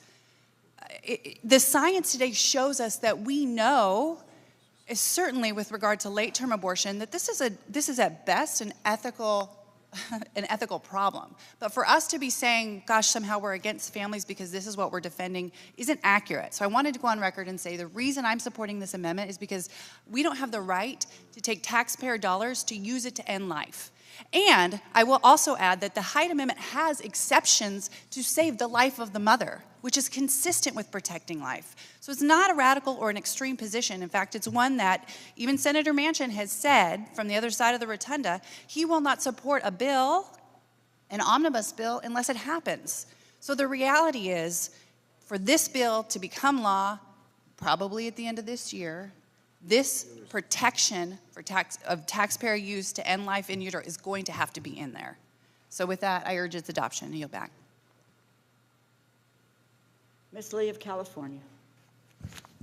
Thank you, Madam Chair. I rise in strong opposition to this amendment to insert these discriminatory Hyde and Weldon amendments or riders into this bill. This amendment would prohibit abortion coverage for people insured through Medicaid and allow health entities to refuse to provide cover or refer for abortion services. Once again, the Republicans in this committee are trying to control people's lives rather than allowing them to have the freedom to make decisions about their bodies. Nobody should be denied access to have an abortion because of where they live, how much money they have in their bank, or where they get their health insurance. Now let me tell you, and I guess, Mr. Cole, I'm one of those who you characterized, but I want you to know that I was here as a staffer when Henry Hyde in 1977 said, "I certainly would like to prevent, if I could, legally, anybody having an abortion, a rich woman, a middle-class woman, or a poor woman. Unfortunately, the only vehicle available is the Medicaid bill." Now, that's what he said when I was a staffer, and I heard him say that. So, Mr. Cole, I know what it's like to live with bipartisan, unjust policies as an African-American woman. Doesn't mean it's right. These are unjust policies which disproportionately affect Black and brown people. Let me just tell you the facts. 25% of Black women and 22% of Latinos are enrolled in Medicaid compared to 12% of white women. And so Henry Hyde wanted to get to everyone, but he stopped because he couldn't move any further, so he stopped with Black and brown people. Ending the Hyde Amendment has been a priority of mine since I was a congressional staffer. It's a discriminatory, it's a dangerous policy whose impact falls hardest on women of color and low-income women, denying them access to a full spectrum of reproductive health care. And it's un-American to use public money to discriminate against people regardless or based on their racial and economic status. That is just wrong. I thought discrimination supposedly ended, but it hasn't. Despite what my colleagues try to claim, the data shows the majority of voters in America do believe that Medicaid insurance should cover abortion care just as it covers any other pregnancy-related care. This is not about whether you agree or disagree with abortion. It's about making one's own personal decisions and allowing low-income women and women of color to do that. Each of us should be able to live, work, and make decisions about our health care and our future with dignity and respect. It's not our place to decide whether someone else should get an abortion. This is a deeply personal decision that every person should be able to make for themselves. It's really wrong, it's unconscionable for someone to have to live and exercise their personal decisions based on what you are deciding for us. The Weldon Amendment is a harmful rider that has been tacked onto the Labor H bill. It works alongside the Hyde Amendment to interfere with abortion coverage and care. The Weldon Amendment is one of several refusal of care provisions that prioritize a provider's preferences over a patient's health care needs. Together, they embolden several providers, hospitals, and insurance companies to impose their beliefs on patients and deny abortion care and coverage. It's been weaponized against states and local governments that want to protect access to abortion coverage or care, including policies that ensure a patient's access to care is not determined by the personal or religious beliefs of others. A patient's ability to access health care should never be restricted on the opinions and beliefs of others. And let me tell you, I know very well what it's like when access to health care is restricted by discriminatory beliefs. My mother almost died giving birth to me, simply because the color of her skin. When she went into labor, the Catholic hospital would not admit her because she was Black. Okay, that's what you call refusal of care. She nearly died as a result. So this is the real impact of refusal of care laws, and we must work to put an end to these type of harmful and discriminatory policies. Ms. Hinson. Thank you, Madam Chair. I wanted to speak today in support of my colleague and friend's amendment, ranking member of the subcommittee, Mr. Cole. I'm speaking today in support of life, and I'm speaking today in support of taxpayers, not only from Iowa, but from across the country, who do not want to fund elective abortions with their paychecks. Since 1976, the Hyde Amendment has enjoyed broad bipartisan support, and that's because the Hyde Amendment is based on the fundamental principle that we should all be able to agree on here. Americans should not have to fund abortion against their will or in violation of deeply held religious beliefs. Beyond that principle, Hyde saves lives. In fact, since its enactment, it has saved more than 2.5 million babies. Babies who deserve a chance.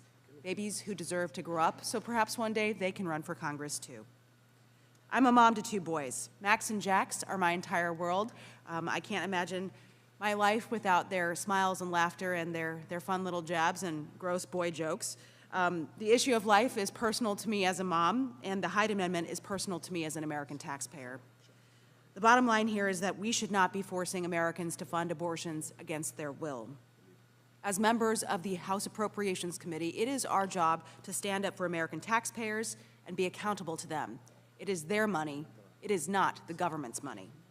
Nearly 60% of Americans oppose taxpayer funding of elected abortion, and these taxpayers have entrusted us with those hard-earned paychecks. So today, I ask you to stand with me in support of life. Let's stand with the overwhelming majority of our constituents and stand up for taxpayers by continuing to support the bipartisan provisions of this Hyde Amendment. And let's not forget right now, our constituents are sitting around their kitchen tables or at their coffee shops right now, looking at how they're going to buy groceries. How are they going to fill up their gas tanks? Struggling to make ends meet and pay the bills. How are they going to afford everyday necessities? And you want to tell American families right now who are struggling to make those ends meet, the millions of Americans who strongly oppose elective abortions, that the government is going to use their hard-earned tax dollars from their paychecks to pay for elective abortions that they don't support. It goes against who we are as Americans to force taxpayers to fund elective abortions against their will. So the Hyde Amendment is about respecting taxpayers, plain and simple. The Hyde Amendment is about respecting life. So please join me in doing the right thing for our constituents here today and for the countless numbers of unborn babies who will have a chance at life if we continue to protect the Hyde Amendment. I thank my good friend from Oklahoma, Mr. Cole, for his leadership on this issue, and I urge a yes vote. Thank you, Madam Chair. I yield back. Ms. Frankel. Thank you, Madam Chair. I will say that this amendment deserves a double my. Now, before I get into the substance, I just want to remind everybody that yesterday in the debate about sending contraception overseas, that the colleagues on the other side of the aisle determined that the only form of contraception that would be allowed is a condom. Everything else, it seems to me, they think is an abortion. An IUD is an abortion. A pill is an abortion. I will go on and on. So the reason I mention that is I really don't want to hear medical lessons from my colleagues. Don't take it personally, but and I also want to say that I love life. We all love life. I'm a grandmother. I love my little grandchildren. But here's the thing. We watched yesterday, or last week, the United States of America taking away for the first time in the history of this country a fundamental right, and that is the right for people to make their own personal decisions on their reproductive health, their life, and their futures. And we're going to see probably very quickly 27 states ban abortion. But this amendment makes it even worse because the Supreme Court decision and this amendment disproportionately harms low-income women and women of color. Because when you restrict Medicaid coverage of abortion, who gets hurt? The most vulnerable communities. And I just ask you this, I ask my colleague is this, how do you accept, or how do we accept the premise that a woman who lacks a high income simply loses her ability to decide if it's a good time to bring a child into the world? How do we accept a policy that disproportionately hurts women of color? This amendment, and the research shows that the Hyde Amendment, as you call it, forces 1 in 4 low-income individuals seeking abortion to carry a pregnancy to term. Why? Simply because they can't afford an abortion. And for those who are going to go ahead and get an abortion, just forcing them to self-finance it, that itself have implications on families. Think about it. 1 week's work to get an abortion. 1 week of what? Not eating or paying your rent. But here's the thing. The Hyde Amendment also causes people to to delay abortions, it makes their health care much more complicated. So listen, I'm going to just end up by saying this. This amendment is blatantly unjust. And on top of it, we got this dangerous Weldon amendment in it, which allows providers to ignore the health needs of their patients if they don't align with their own beliefs.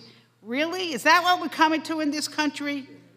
And I'll just end by saying that the decision to bring a child into this world is personal. Are you ready to love, to nurture, to take care of a child? It is something that a person has to decide for themselves, not some politician in some state who doesn't even know any of these people. This is a dark, dangerous, extreme, unjust amendment, and it should be defeated. Ms. Wasserman Schultz. Thank you, Madam Chair. I rise to speak in opposition to this amendment. Something my colleagues on the other side of the aisle continually fail to grasp is it is a woman's right, and hers alone, to decide what is best for her future, her family, and her bodily autonomy. Fear-mongering these decisions is frankly vulgar and irresponsible. It is unconscionable to support government-mandated pregnancy, yet that's what the Hyde Amendment does for people who struggle paycheck to paycheck. I'm thankful that the Hyde Amendment for the second year in a row is once again absent from this bill. Since 1976, Republicans have inserted this rider into the spending bill, placing a decades-old ban on women's reproductive rights that disproportionately impacts women of color and low-income women who rely on Medicaid. Everyone should be able to live, work, and decide their own fate with dignity and economic security. That includes the ability to care for their bodies, affirm their identities, and raise their children. During a pandemic, the stakes are even higher. The same people who are most hurt by abortion coverage bans also bear the heavier brunt of this pandemic and systemic racism every day. I'm a mother of 3. In fact, we tried very hard to make sure that I could have 3 children because at 29 years old, I was unable to conceive after a lengthy period of trying. But thanks to in vitro fertilization, which I might add now might be in jeopardy with the recent Supreme Court Dobbs decision. So I can tell you very definitely that the decision to become a parent is not an easy one and is often a struggle to become one. It's one of the most important life choices that we make, and Congress should never interfere in that decision. I also stand in opposition to this amendment's attempt to reinsert the Weldon Amendment into this bill, another misguided tactic that interferes with abortion coverage and care. Pregnant patients seeking health care services like counseling, medical information, and abortion should never be denied this critical care because of others' beliefs. Health and well-being should always come first, but the Weldon Amendment puts a provider's beliefs over a patient's health. This emboldens providers to refuse necessary and timely care. We must eliminate this harmful rider, as the bill does, if we want to truly protect full health care access. Let's put an end to the appropriations process being used as a backdoor to controlling women's bodies. With access to abortion being rapidly and chaotically stripped away around the nation after the Dobbs decision, we must do all we can to fight government-mandated pregnancy. I vigorously oppose this amendment and yield back the balance of my time. Yes, Madam Chair. Thank you. Thank you for opposing this amendment. And Madam Chair, I rise also in strong opposition to the amendment put forth to prohibit the access of women to comprehensive reproductive health care services, including abortion as a method of family planning. The right to choose has been slowly and systematically eroded for women across the country. Half of the people in this country are at risk of no longer having complete power over their own bodies. Imagine if we as men were told what to do with our bodies. And their own lives are being impacted on a daily basis. We should support people's ability to make their own medical decisions. We should support the Black, Latinx, and immigrant people that may not want to give birth due to the significant higher likelihood of maternal and infant maternal mortality rates. And we should support bodily autonomy. Amendments like this one would not stop people from receiving abortions. They just would not. The data is out there. Low-income women have and will continue to postpone rent payments or buy food to cover the cost of an abortion. It will force people into the desperation, seeking out dangerous means to terminate their pregnancy, whether by depriving themselves of a substance or receiving a back alley abortion. You're driving women back to the alleys again. And so, instead of passing regulations that police the body of women, it is our responsibility as members of Congress to support women's health, access to contraceptives, and gender-based violence prevention and response programs. For this reason, I oppose any amendment that bans a woman's access to reproductive health services. Madam Chair, thank you, and I yield back my time. Mr. Harris. Thank you very much, Madam Chair. Well, as regards to men and their body autonomy, last I recall, that executive order from the president forced men to get COVID shots or be released from the military. Please get out of here. Oh, I see. So getting the government forcing a COVID shot is respecting body autonomy. Okay, the gentleman from New York and I are just going to disagree about that fundamentally. Fundamentally, for the government to tell someone that they have to get health care could easily be likened to the argument the gentleman makes about the government telling someone they can't get health care. I'm not going to speak to Hyde because, look, Would the gentleman yield? No, sir. You had your opportunity to expound. I have my opportunity. You can ask another member on your side of the aisle to yield to you. The fact of the matter is, men were told they had to get COVID shots or they were going to be fired by the military. Just the facts. I'm not going to talk about Hyde because a clear majority of Americans agree that public tax dollars should not be used to pay for abortions. Look, if Planned Parenthood is believes so much in abortions, set up a C3 or a C4. Oh, by the way, they have the C4, and pay for those abortions because women have a right to abortion and would be denied it without taxpayer dollars. The question in Hyde is public funding. That's what it is. Let's talk about Weldon. I resent the gentlelady from California suggesting that Catholics are racist. That's exactly what the gentlewoman suggested in her comment. We shouldn't have to go there in this argument. But if you want to go there, I'll go there because I am a Catholic. And I don't participate in abortions, and I didn't participate in abortions when I was on the faculty of a major hospital in Maryland. And I was criticized by my colleagues for not forcing, because they said, you're an anesthesiologist. You're not doing the abortion. Wow. So they were going to force me to participate in something that goes against my deeply held religious beliefs. So let's talk about why Weldon is important. Let's talk about in 2009, a New York nurse, Kathy DiCarlo, was forced by Mount Sinai Hospital to assist in a dismemberment abortion. And by the way, for those of you who haven't seen dismemberment abortion, because I was called to rescue a woman who is undergoing a dismemberment abortion, who was about to die from the procedure, I've seen the results of it. She was required to witness the doctor removing the bloody arms and legs of the child from the mother's body with forceps. She had to account for the pieces of the unborn child to ensure none were left inside the mother. Now, Kathy DiCarlo had expressed her objection to the doctor and the nursing supervisor before the procedure. Though there were other nurses at the hospital willing to participate in abortions, her supervisor insisted that Kathy participate in the abortion at the risk of losing her job and her nursing license.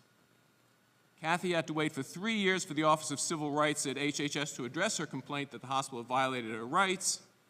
And in the end, as we know, the Obama administration did not, of course, enforce the Weldon Amendment and were called to task by courts for not doing it. So at minimum, we should have the Weldon Amendment to protect nurses like Kathy DiCarlo, who have a religious objection other people could provide that service who don't have a religious exemption, and the facility, federally funded, because that's what Weldon does, it withholds funds from facilities that do this to nurses. The facility could have provided someone who didn't have a religious exception and didn't. That is a fit punishment for a healthcare facility that forces one of its employees to work against their religious beliefs. We should never, the First Amendment provides every American the right to religious beliefs. We should never, ever force a person to do something against their religious beliefs.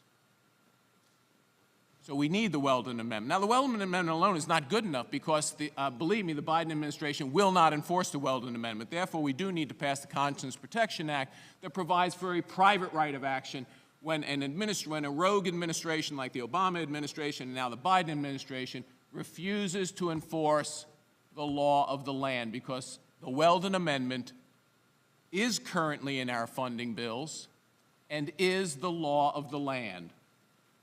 I suggest we keep the Weldon Amendment in these bills. I support the amendment in front of us, and I yield back. Ms. Watson-Coleman. Thank you, Madam Chairwoman. I am really sorry about being part of the delay here and moving forward, but there's just no way in God's earth I could just not speak to this issue.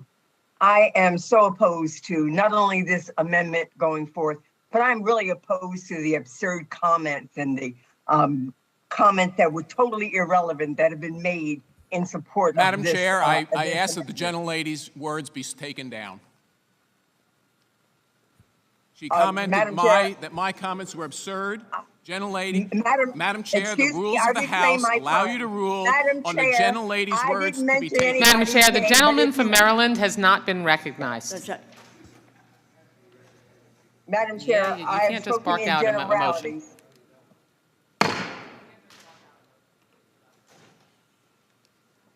The May I continue? gentlewoman will continue. Thank you very much, Madam Chairwoman. You know, abortion is essential health care, and everyone should be able to get abortion care coverage, information, and referrals without interference. Abortion access is essential because every person should have the right to make decisions about how, when, and whether to have a child. Income and insurance coverage should not impact who can access abortion care. Black women in rural communities, and low-income women's reproductive health and bodily autonomy have historically been targeted by racist coverage bans and medically unnecessary laws and restrictions. Black women are more likely to use federal insurance plans, including Medicaid, that don't allow for abortion coverage. These bans are inherently racist and target those that are economically vulnerable. In order for abortion care to be accessible, it must be affordable. We must ensure that anybody who needs abortion care has equal access to it, irrespective of their economic well-being. Madam Chairwoman, thank you for this opportunity. I strongly oppose this amendment, and I yield back. Mr. Case. Madam Chair, I yield my time to Mr. Espaillat. Thank you, Mr. Case. Thank you, Madam Chair. Let's come to grips with what's happening here. Some of our colleagues are equating vaccine mandates to our egregious attempt to get into a woman's uterus. That's what's happening here. A vaccine mandate doesn't tell you you gotta do it. What it says is get a vaccine, or if you don't get a vaccine, you really shouldn't hang around next to a senior that has diabetes, because you may kill that senior, infecting her with the virus. And other people have rights too. So if you're not gonna get the vaccine, don't hang around a young child that has severe asthma or a senior that has diabetes or high blood pressure. These conditions are connected to the death rates in the pandemic. And so members of this committee, Madam Chair, are equating vaccines to an ill-advised effort to get, for men, to get into a woman's uterus and tell her what to do with it. That's incredible. And that's what's wrong in our nation. This lack of understanding of realities of a woman's right to choose what to do with her body. Egregious behavior, Madam Chair. And I'm saddened that my colleague is not here to hear that he stormed out. But we will continue to fight. Men and women of this committee will continue to fight for a woman's right to choose. Thank you, Madam Chair, and I yield back. Mr. Case.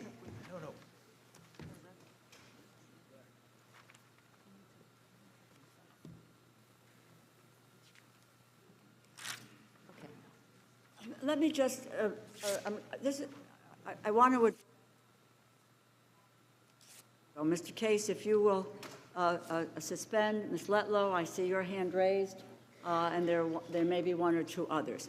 What I'd like to do is to recess for the moment and then to have a look at what is being alleged, what was said, and keeping in mind that we don't have a transcription of words in this committee. So it's about whether or not words can be taken down. But we will pause, we will recess, and take a look at this and resume after we have to come to a conclusion. Thank you very much. The committee is in recess.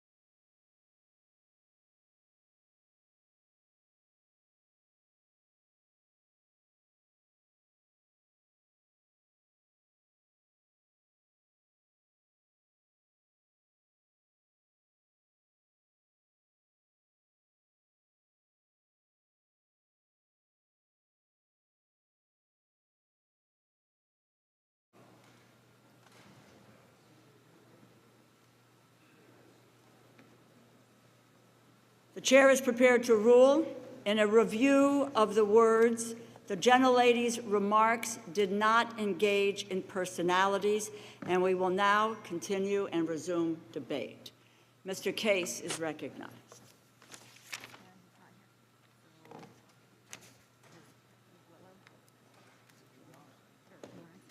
Ms. Lawrence, and then I got you, Ms. Letlow. Ms. Lawrence is recognized. Thank you, Madam Chair.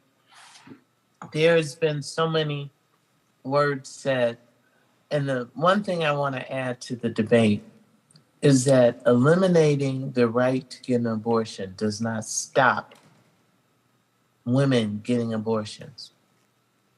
We all know the history of before abortions were illegal. They were in back alleys. Women, for numerous reasons, personal reasons, received abortions. So what this activity does, it does not eliminate abortions. So for those of you who think, if I make it illegal, no one will get an abortion, what you're doing is creating a situation where the abortions will be in back alleys, it would be unsafe, and even more of a threat to life. And the reality, like my colleague just mentioned, abortions has happened. But when you had money and resources, you received abortions where you weren't in danger of losing your life. This is too important. I do not support this amendment, and I recommend that we vote it down. Thank you. I yield back. Ms. Letlow. Madam Chair, I rise in support of this amendment. And while we've had many vigorous debates over abortion, we have historically agreed that hard-earned taxpayer dollars should not be used to fund abortions. I'm disappointed that this majority continues to push a policy to remove the Hyde Amendment, which is supported by 60% of Americans. As a mother of two to Jeremiah and Jacqueline, I am uniquely appreciative of the precious gift of life and the special bond that forms between a mom and a child. And also speaking as a woman, I'd like to note that being pro-life is about more than saving a child's life. It's a commitment to supporting our mothers. As policymakers, we must work together to bring forward legislation that helps families build nurturing home environments where children thrive and build happy and healthy lives. We've spoken a lot over the last few days about rights, and I firmly believe in rights for every single human being. So, what about the rights of a living soul who cannot object to their life being ended? Why are their rights of any less importance? We know that no appropriations bill will get to the President's desk without the Hyde Amendment. Let's include it now so we can get to work on helping American families sooner rather than later. Again, I want to reiterate my support for this amendment and urge all of my colleagues to please support it. Madam Chair, I yield back. Are there any other members wishing to be heard on this amendment? If there's no further debate, the gentleman from Oklahoma is recognized on the amendment to close. Thank you very much, Madam Chair. Madam Chair, the vote we asked for today is the same vote that every member of the majority has cast before, most recently, less than 4 months ago. I remind my friends that the Hyde Amendment was actually passed by an overwhelmingly Democratic Congress. And while opinion within the Democratic Party may have changed, opinion within the country has not. The Hyde Amendment remains supported by over 60% of the American people. Everyone on this committee recognizes what a number of my colleagues have pointed out. The language must be reinserted before the fiscal year 2023 bill can be completed. It can happen now, where it would make it easier to move forward, or it can happen, but it will have to happen to avoid a continuing resolution. Our country is facing serious threat, both economic and from a global perspective as well.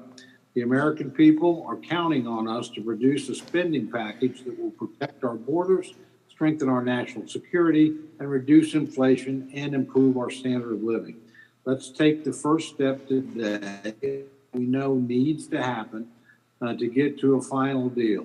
Please support the amendment and reinstate this long-standing bipartisan common sense language. With that, Madam Chair, I yield back. The question is on the amendment offered by the gentleman from Oklahoma. All those in favor say aye. Aye. All those opposed, all those opposed say no. No. No. Opinion of the chair, the noes have it. The amendment is not adopted. Madam Chair, request to record a recorded vote. Recorded vote has been requested. All those in favor of recorded vote, raise your hand. Sufficient number being in support, a recorded vote is ordered. The clerk will call the roll. Mr. Adderholt. Aye. Mr. Adderholt votes aye. Mr. Aguilar. Mr. Aguilar votes no. Mr. Amadei. Yes. Mr. Amadei votes aye. Mr. Bishop. No. Mr. Bishop votes no. Mrs. Bustos. Mrs. Bustos votes no. Mr. Calvert. Mr. Calvert votes aye. Mr. Carter. Mr. Cartwright. No. Mr. Cartwright votes no. Mr. Case. Mr. Case votes no. Ms. Clark. Ms. Clark votes no. Mr. Klein. Mr. Klein votes aye. Mr. Cole. Aye. Mr. Cole votes aye. Mr. Christ. No. Mr. Christ votes no. Mr. Cuellar. Mr. Cuellar votes aye. Ms. DeLauro. No. Ms. DeLauro votes no. Mr. Diaz-Balart. Mr. Diaz-Balart votes aye. Mr. Espaillat. No. Mr. Espaillat votes no. Mr. Fleischman. Aye. Mr. Fleischman votes aye. Ms. Frankel. Ms. Frankel votes no. Mr. Garcia. Mr. Garcia votes aye. Mr. Gonzalez. Aye. Mr. Gonzalez votes aye. Ms. Granger. Ms. Granger votes aye. Mr. Harder. No. Mr. Harder votes no. Dr. Harris. Dr. Harris votes aye. Ms. Herrera-Butler. Ms. Herrera-Butler votes aye. Mrs. Henson. Mrs. Henson votes aye. Mr. Joyce. Mr. Joyce votes aye. Ms. Capter. Ms. Capter votes no. Mr. Kilmer. Mr. Kilmer votes no. Mrs. Kirkpatrick. No. Mrs. Kirkpatrick votes no. Mrs. Lawrence. No. Mrs. Lawrence votes no. Ms. Lee of California. Ms. Lee of California votes no. Mrs. Lee of Nevada. Mrs. Lee of Nevada votes no. Ms. Letlow. Ms. Letlow votes aye. Ms. McCollum. McCollum votes no. Ms. McCollum votes no. Ms. Meng. No. Ms. Meng votes no. Mr. Molinar. Mr. Molinar votes aye. Mr. Newhouse. Mr. Newhouse votes aye. Mr. Palazzo. Ms. Pingree. No. Ms. Pingree votes no. Mr. Pocan. Mr. Pocan votes no. Mr. Quigley. No. Mr. Quigley votes no. Mr. Reschenthaler. Mr. Reschenthaler votes aye. Mr. Rogers. Mr. Rogers votes aye. Ms. Roybal-Allard. Ms. Roybal-Allard votes no. Mr. Ruppersberger. Mr. Ruppersberger votes no. Mr. Rutherford. Mr. Rutherford votes aye. Mr. Ryan. No. Mr. Ryan votes no. Mr. Simpson. Mr. Simpson votes aye. Mr. Stewart. Mr. Stewart votes aye. Mrs. Torres. No. Mrs. Torres votes no. Mr. Trone. No. Mr. Trone votes no. Ms. Underwood. Ms. Underwood votes no. Mr. Valadeo. Mr. Valadeo votes aye. Ms. Wasserman Schultz. Ms. Wasserman Schultz votes no. Mrs. Watson Coleman. No. Mrs. Watson Coleman votes no. Ms. Wexton. Ms. Wexton votes no. Mr. Womack. Mr. Womack votes aye. Does any member wish to record their vote or change their vote? The clerk will tally. Voted. Mr. Palazzo. Vote yes. Mr. Palazzo. Mr. votes. Palazzo votes aye. Any member wish to record their vote or change their vote? The clerk will tally.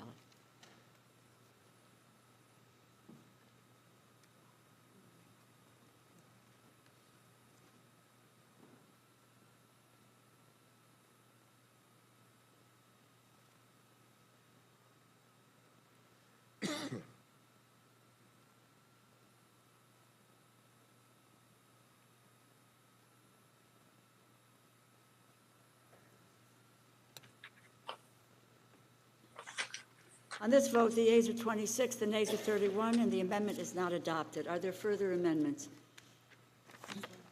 Ms. Lee? Thank you, Madam Chair. I have an amendment at the desk. This is Lee number 1. And I ask for unanimous consent for it to be. Unanimous consent to dispense with the reading. The gentlewoman is recognized to speak. Thank you, Madam Chair. Before I start with my amendment, I just want to clarify something in terms of some facts that were commented on earlier in terms of what I said in the previous debate. First, I attended Catholic school for 8 years and was raised a Catholic. Now, these are the facts. My mother was denied admittance into a Catholic hospital, Hotel Dieu Hospital, because she was black. And because of the refusal of care, she almost died during childbirth, and I almost did not get born. So thank you for letting me clarify that. As co-chair of the Congressional Pro-Choice Caucus, I want to thank you for the opportunity to offer this amendment. It would simply add language to urge the Department of Health and Human Services to ensure that medication abortion care is accessible, affordable, and covered, and convenient for patients, including through access to telehealth. Medication abortion, known as mifepristone, is safe and effective in terminating an early pregnancy. It has been FDA approved for more than 20 years. Leading medical organizations, including the American College of Obstetricians and Gynecologists and the American Medical Association, oppose restrictions on this medication because such restrictions create medically unnecessary obstacles to care. And yet anti-abortion politicians are ignoring evidence and imposing restrictions that push medication abortion out of the reach for many people. 19 states have banned the use of medication abortion through telehealth. There is no medical or scientific reason for these bans. They are purely political. Everyone deserves to have access to comprehensive health care, which includes abortion. People who decide to have an abortion should have the ability to decide the way for them to receive that care. Last Friday, the Supreme Court's decision, yes, it was very devastating for many of us and our constituents and for at least 70% of the country. It was the first time in our memory that the court has taken away a right from people. The decision will lead to many states taking action to ban abortion and force people to travel hundreds or thousands of miles to access abortion care or to forcibly remain pregnant against their will. We know that the impacts of this decision and these bans fall hardest on young people, LGBTQ+ people, Black, Indigenous, and other people of color, as well as those working to make ends meet and people who live in rural communities.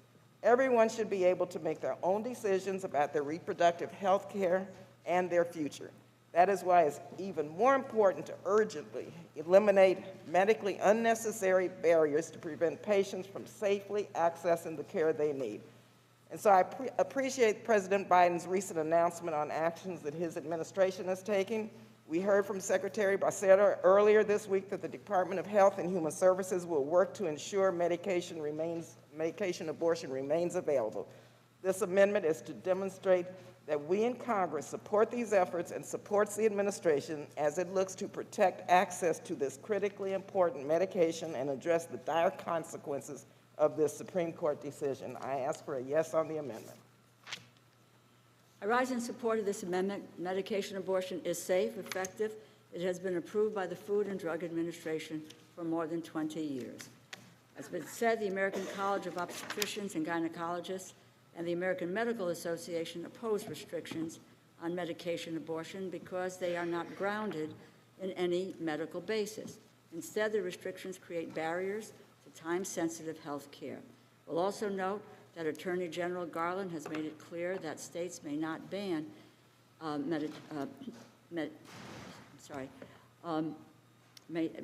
medication abortions, and I quote, and this is a quote, based on disagreement with the FDA's expert judgment about its safety and efficacy.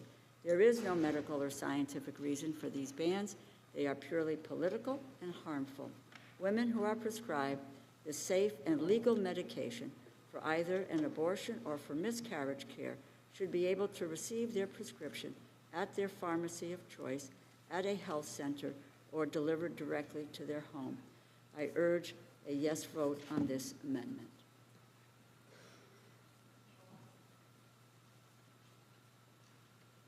Madam Chair. Mr. Cole is recognized. Thank you, Madam Chair. I rise in opposition to the amendment. A woman experiencing a mail-order clinical abortion, often alone, perhaps miles from a hospital and potentially hundreds or even thousands of miles away from the prescriber. As many as 1 in 5 will suffer a complication. Some data show that this complication rate is higher for chemical abortion than it is for surgical abortion. And that's in Scandinavian countries where women are being screened at a point as well. We can assume it will be even higher in the if the federal government is sanctioning this by mail and telehealth without the person being mailed having screening or follow-up procedures. Chemical abortions are over 50% more likely than surgical abortions to result in an ER visit within 30 days. The federal government, the federal government should not become an arm of the abortion industry by encouraging the dispensing of chemical abortion drugs, which is what this amendment would actually do. For that reason, I oppose the amendment. Go back. Is there anyone else who wishes to be heard on this amendment? Ms. Watson-Coleman. Thank you, Madam Chair. I rise in support of this amendment. Throughout the more than 20 years that it has been used in the United States, medication abortion has been proven to be overwhelmingly safe and effective. Many patients, particularly those who live in rural communities, must travel long distances to obtain abortion services. Telehealth can be used to expand access to health services in areas where the number of clinicians who provide abortion care is limited. Research has also demonstrated that direct-to-patient medication abortion provided via telemedicine, where the patient remotely consults with a provider and pills are shipped through the mail, is likewise safe and effective and works well for patients. In response to the SCOTUS ruling, we must work to promote abortion care access, which is an essential component of comprehensive health care. The impact of this decision will cause disproportionate harm for people of color, women who are living on lower incomes, young women, immigrants, and members of the LGBT community. For that, Madam Chair, and for many other reasons, I support this amendment and hope that my colleagues do the same. I yield back. Are there any other members wishing to be heard on the amendment? Ms. Underwood. Thank you, Madam Chair. I strongly support Chairwoman Lee's amendment and urge my colleagues to do the same. Last week, an extremist Supreme Court majority overturned half a century of precedent to take away the fundamental right to abortion care. Millions of women now no longer have access to abortion in their home states, and more women will lose access in the months to come. The destruction that this court has wrought did not happen overnight or by chance. These attacks have been intentional and public through decades of shameful work by extremists who will stop at nothing to control our reproductive choices. The American public supports access to abortion care, and we are fighting to get it enshrined into law. But this is a hard fight, and right now it's essential to preserve and expand access to medication abortion, an FDA-approved option for ending an early pregnancy. Medication abortion is proven to be safe and effective. It's been used by over 5 million people in the U.S. over 20 years. And it is especially essential for the millions of women in America who lack easy in-person access to an abortion provider. That's why HHS and the entire Biden administration must do everything possible to protect and expand access to medication abortion. This amendment will help make sure that happens. When we say the administration must do everything, we really mean that. It means being creative, bold, and daring. This is an urgent healthcare crisis and requires an urgent whole-of-government response that meets the moment. The administration's actions must also include working proactively to combat mis- and disinformation about medication abortion being spread online and by extremists. Because medication abortion is safe, effective, and essential. When someone has made the decision to have an abortion, they should be able to get one as soon as they decide in the way that's best for them, without facing restrictions that force them to delay care, carry a pregnancy against their will, or face criminalization. That's what this amendment will help make possible. I urge my colleagues to support it, and I yield back. Are there any other members wishing to be heard on the amendment? There's no further debate. The gentlewoman from California is recognized on the amendment to close. Thank you, Madam Chair. I just want to reiterate that this amendment adds report language that would protect access to a trusted and widely used form of medication. The administration has also announced it is taking actions in support of medication abortion access. I ask for an aye vote. Thank you, and I yield. Gentlewoman from California. All those in favor say aye. Aye. Those opposed say no. No. Opinion of the chair, the ayes have it. The amendment is adopted. Are there further amendments? Mr. Womack? Thank you, Madam Chair. I have an amendment at the desk. Seek unanimous consent to consider the amendment as read. Without objection, the reading of the amendment is dispensed with. The gentleman from Arkansas is recognized to speak on And this I amendment. thank the chairwoman. I rise in support of my amendment, which would prevent the Department of Labor from proposing new regulations unless those regulations increase job training or reduce the CPI. This limitation would remain in effect until the CPI returns to pre-pandemic levels. There's also an exception for the department to continue to take action to ensure employees' physical safety. Madam Chair, just yesterday, the Bureau of Economic Analysis reported that the GDP decreased over Q1 of this year, confirming that we are at heightened risk for a recession. It's been said many times during this markup process that Americans are experiencing the highest inflation in 40 years, and many are wondering if their paychecks will continue to provide for their families. Instead of addressing the issue, the Labor Department is working to implement a disruptive regulatory agenda wholly unrelated to current labor shortages and economic tension.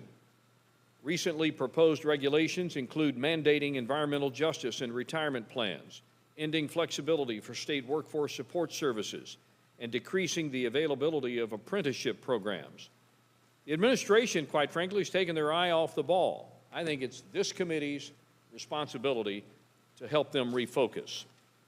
Now, before you say that addressing inflation is a responsibility of the Federal Reserve, keep in mind that DOL administers 180 federal laws affecting over 150 million workers and 10 million workplaces. These regulations have a significant effect on the cost of labor and directly tied to the cost of food, fuel, and other expenses. The department should focus less on partisan priorities and more on their core mission to ensure that American workers can find good jobs and employers can create jobs without the threat of overregulation. So, with that in mind, I encourage a yes vote on my amendment. I rise in opposition to this amendment, and while I agree that wage increases for American workers are not keeping up with inflation, I do not believe this amendment would achieve its stated purpose of reducing inflationary pressures. The reality is that my colleagues on the other side of the aisle have long opposed the Department of Labor's efforts to use its regulatory authority to the benefit of working people. During the Obama administration, they opposed the Department of Labor's efforts to ensure that financial advisors put their customers' interests ahead of their own financial interests.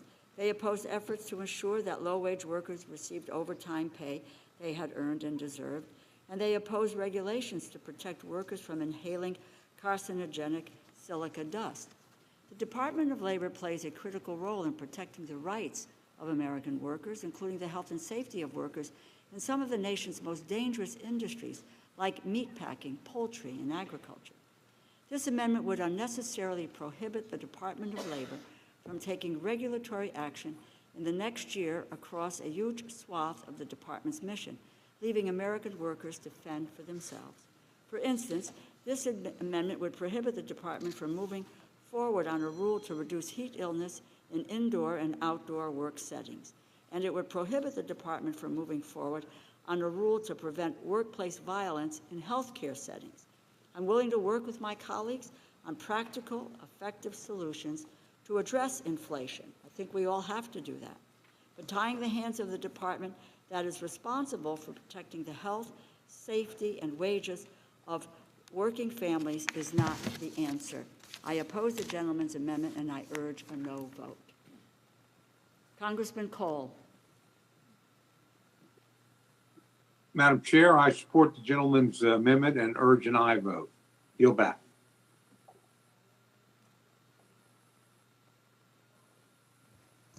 Thank you, Madam Chair. I oppose this amendment for a couple of reasons. One, I think it takes a sledgehammer instead of maybe a set of pliers to the rules process. And two, it's just getting it wrong on inflation. I've been a small business owner for 34 years, and I think you sometimes ignore that Department of Labor has rules that also help businesses, not just helping workers. And by tying the hands around that, we need some rules to be implemented in order to have BIF go out there, the dollars that are going to support businesses and employees in your and my district. There's also other regulations. I think they've got a rule right now, try to make it easier to file paperwork electronically so that you can get bids and procurement.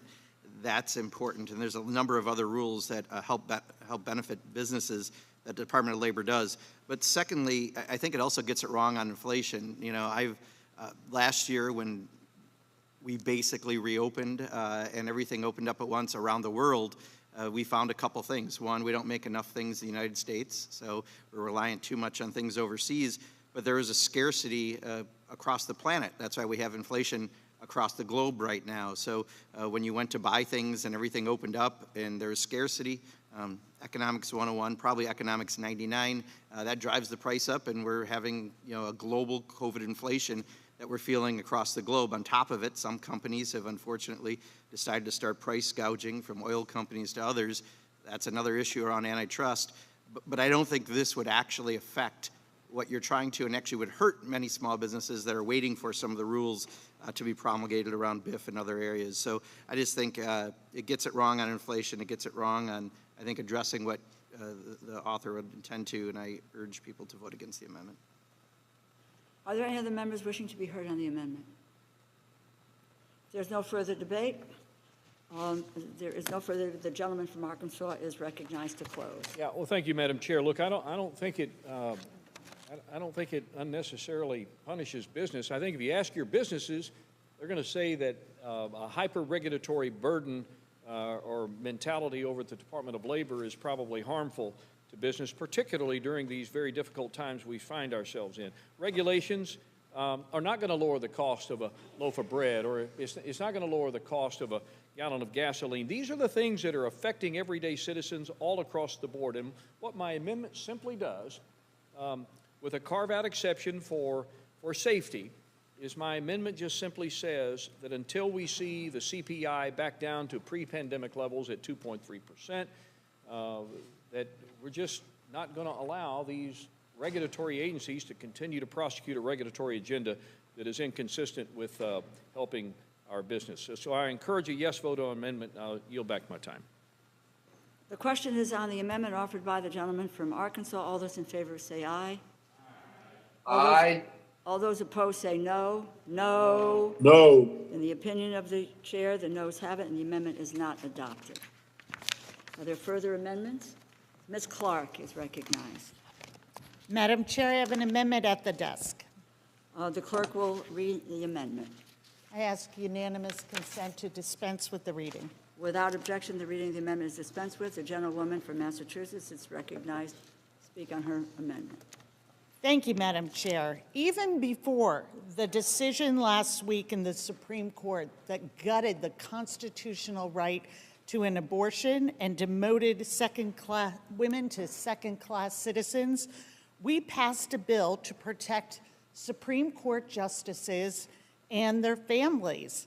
And immediately after that decision, the Department of Homeland Security issued a warning to providers that they could expect an increase in violence from extremists emboldened by the passage and enforcement of abortion restrictions.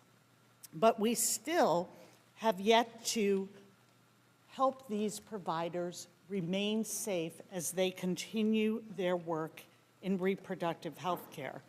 And these are the same providers that experienced an escalation in targeted violence even during the height of the pandemic.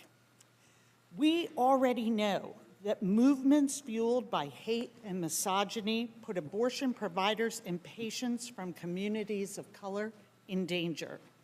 But today, this committee, with this amendment, can help prevent and address this violence. This amendment will provide grants to providers to enhance the physical and cyber security of their facilities, personnel, and patients. This amendment will help protect all healthcare providers. We have had too many examples of violence targeting hospitals and doctors and other healthcare providers. And finally, I'd like to recognize the heroes who work day in and day out to provide abortion care at great risk to themselves and to their families. And I thank Congresswoman Escobar, who has been a champion on this security issue.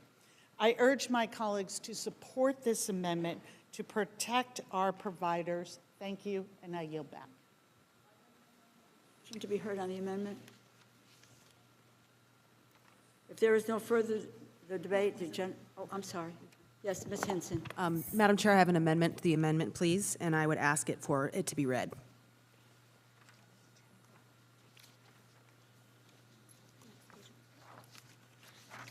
Without objection, the reading of the amendment is dispensed with. Okay.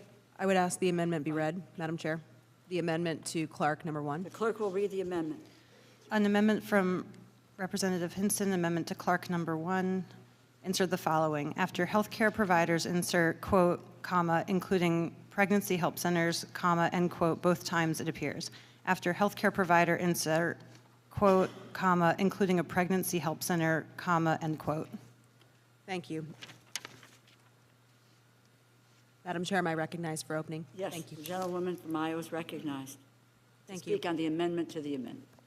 Thank you, Madam Chair. And I want to thank the gentlewoman from Massachusetts for raising this very important issue today.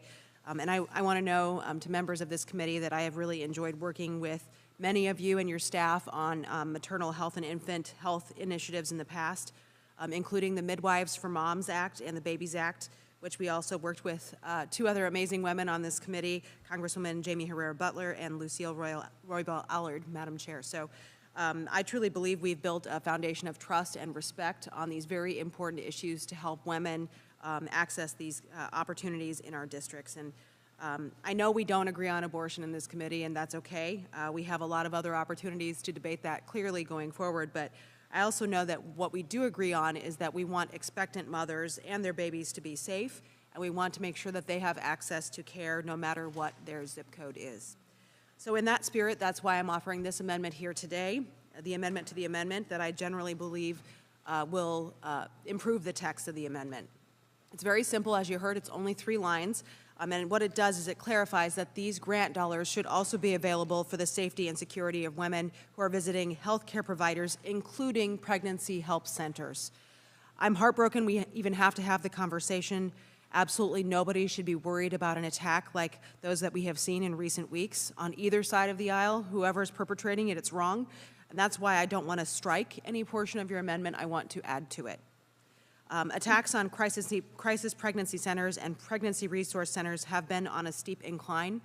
Vandalism, firebombs, arson, and smashed windows are all acts of domestic terrorism, no matter where they happen. And at least 37 pregnancy care centers and pro-life organizations have been victims of these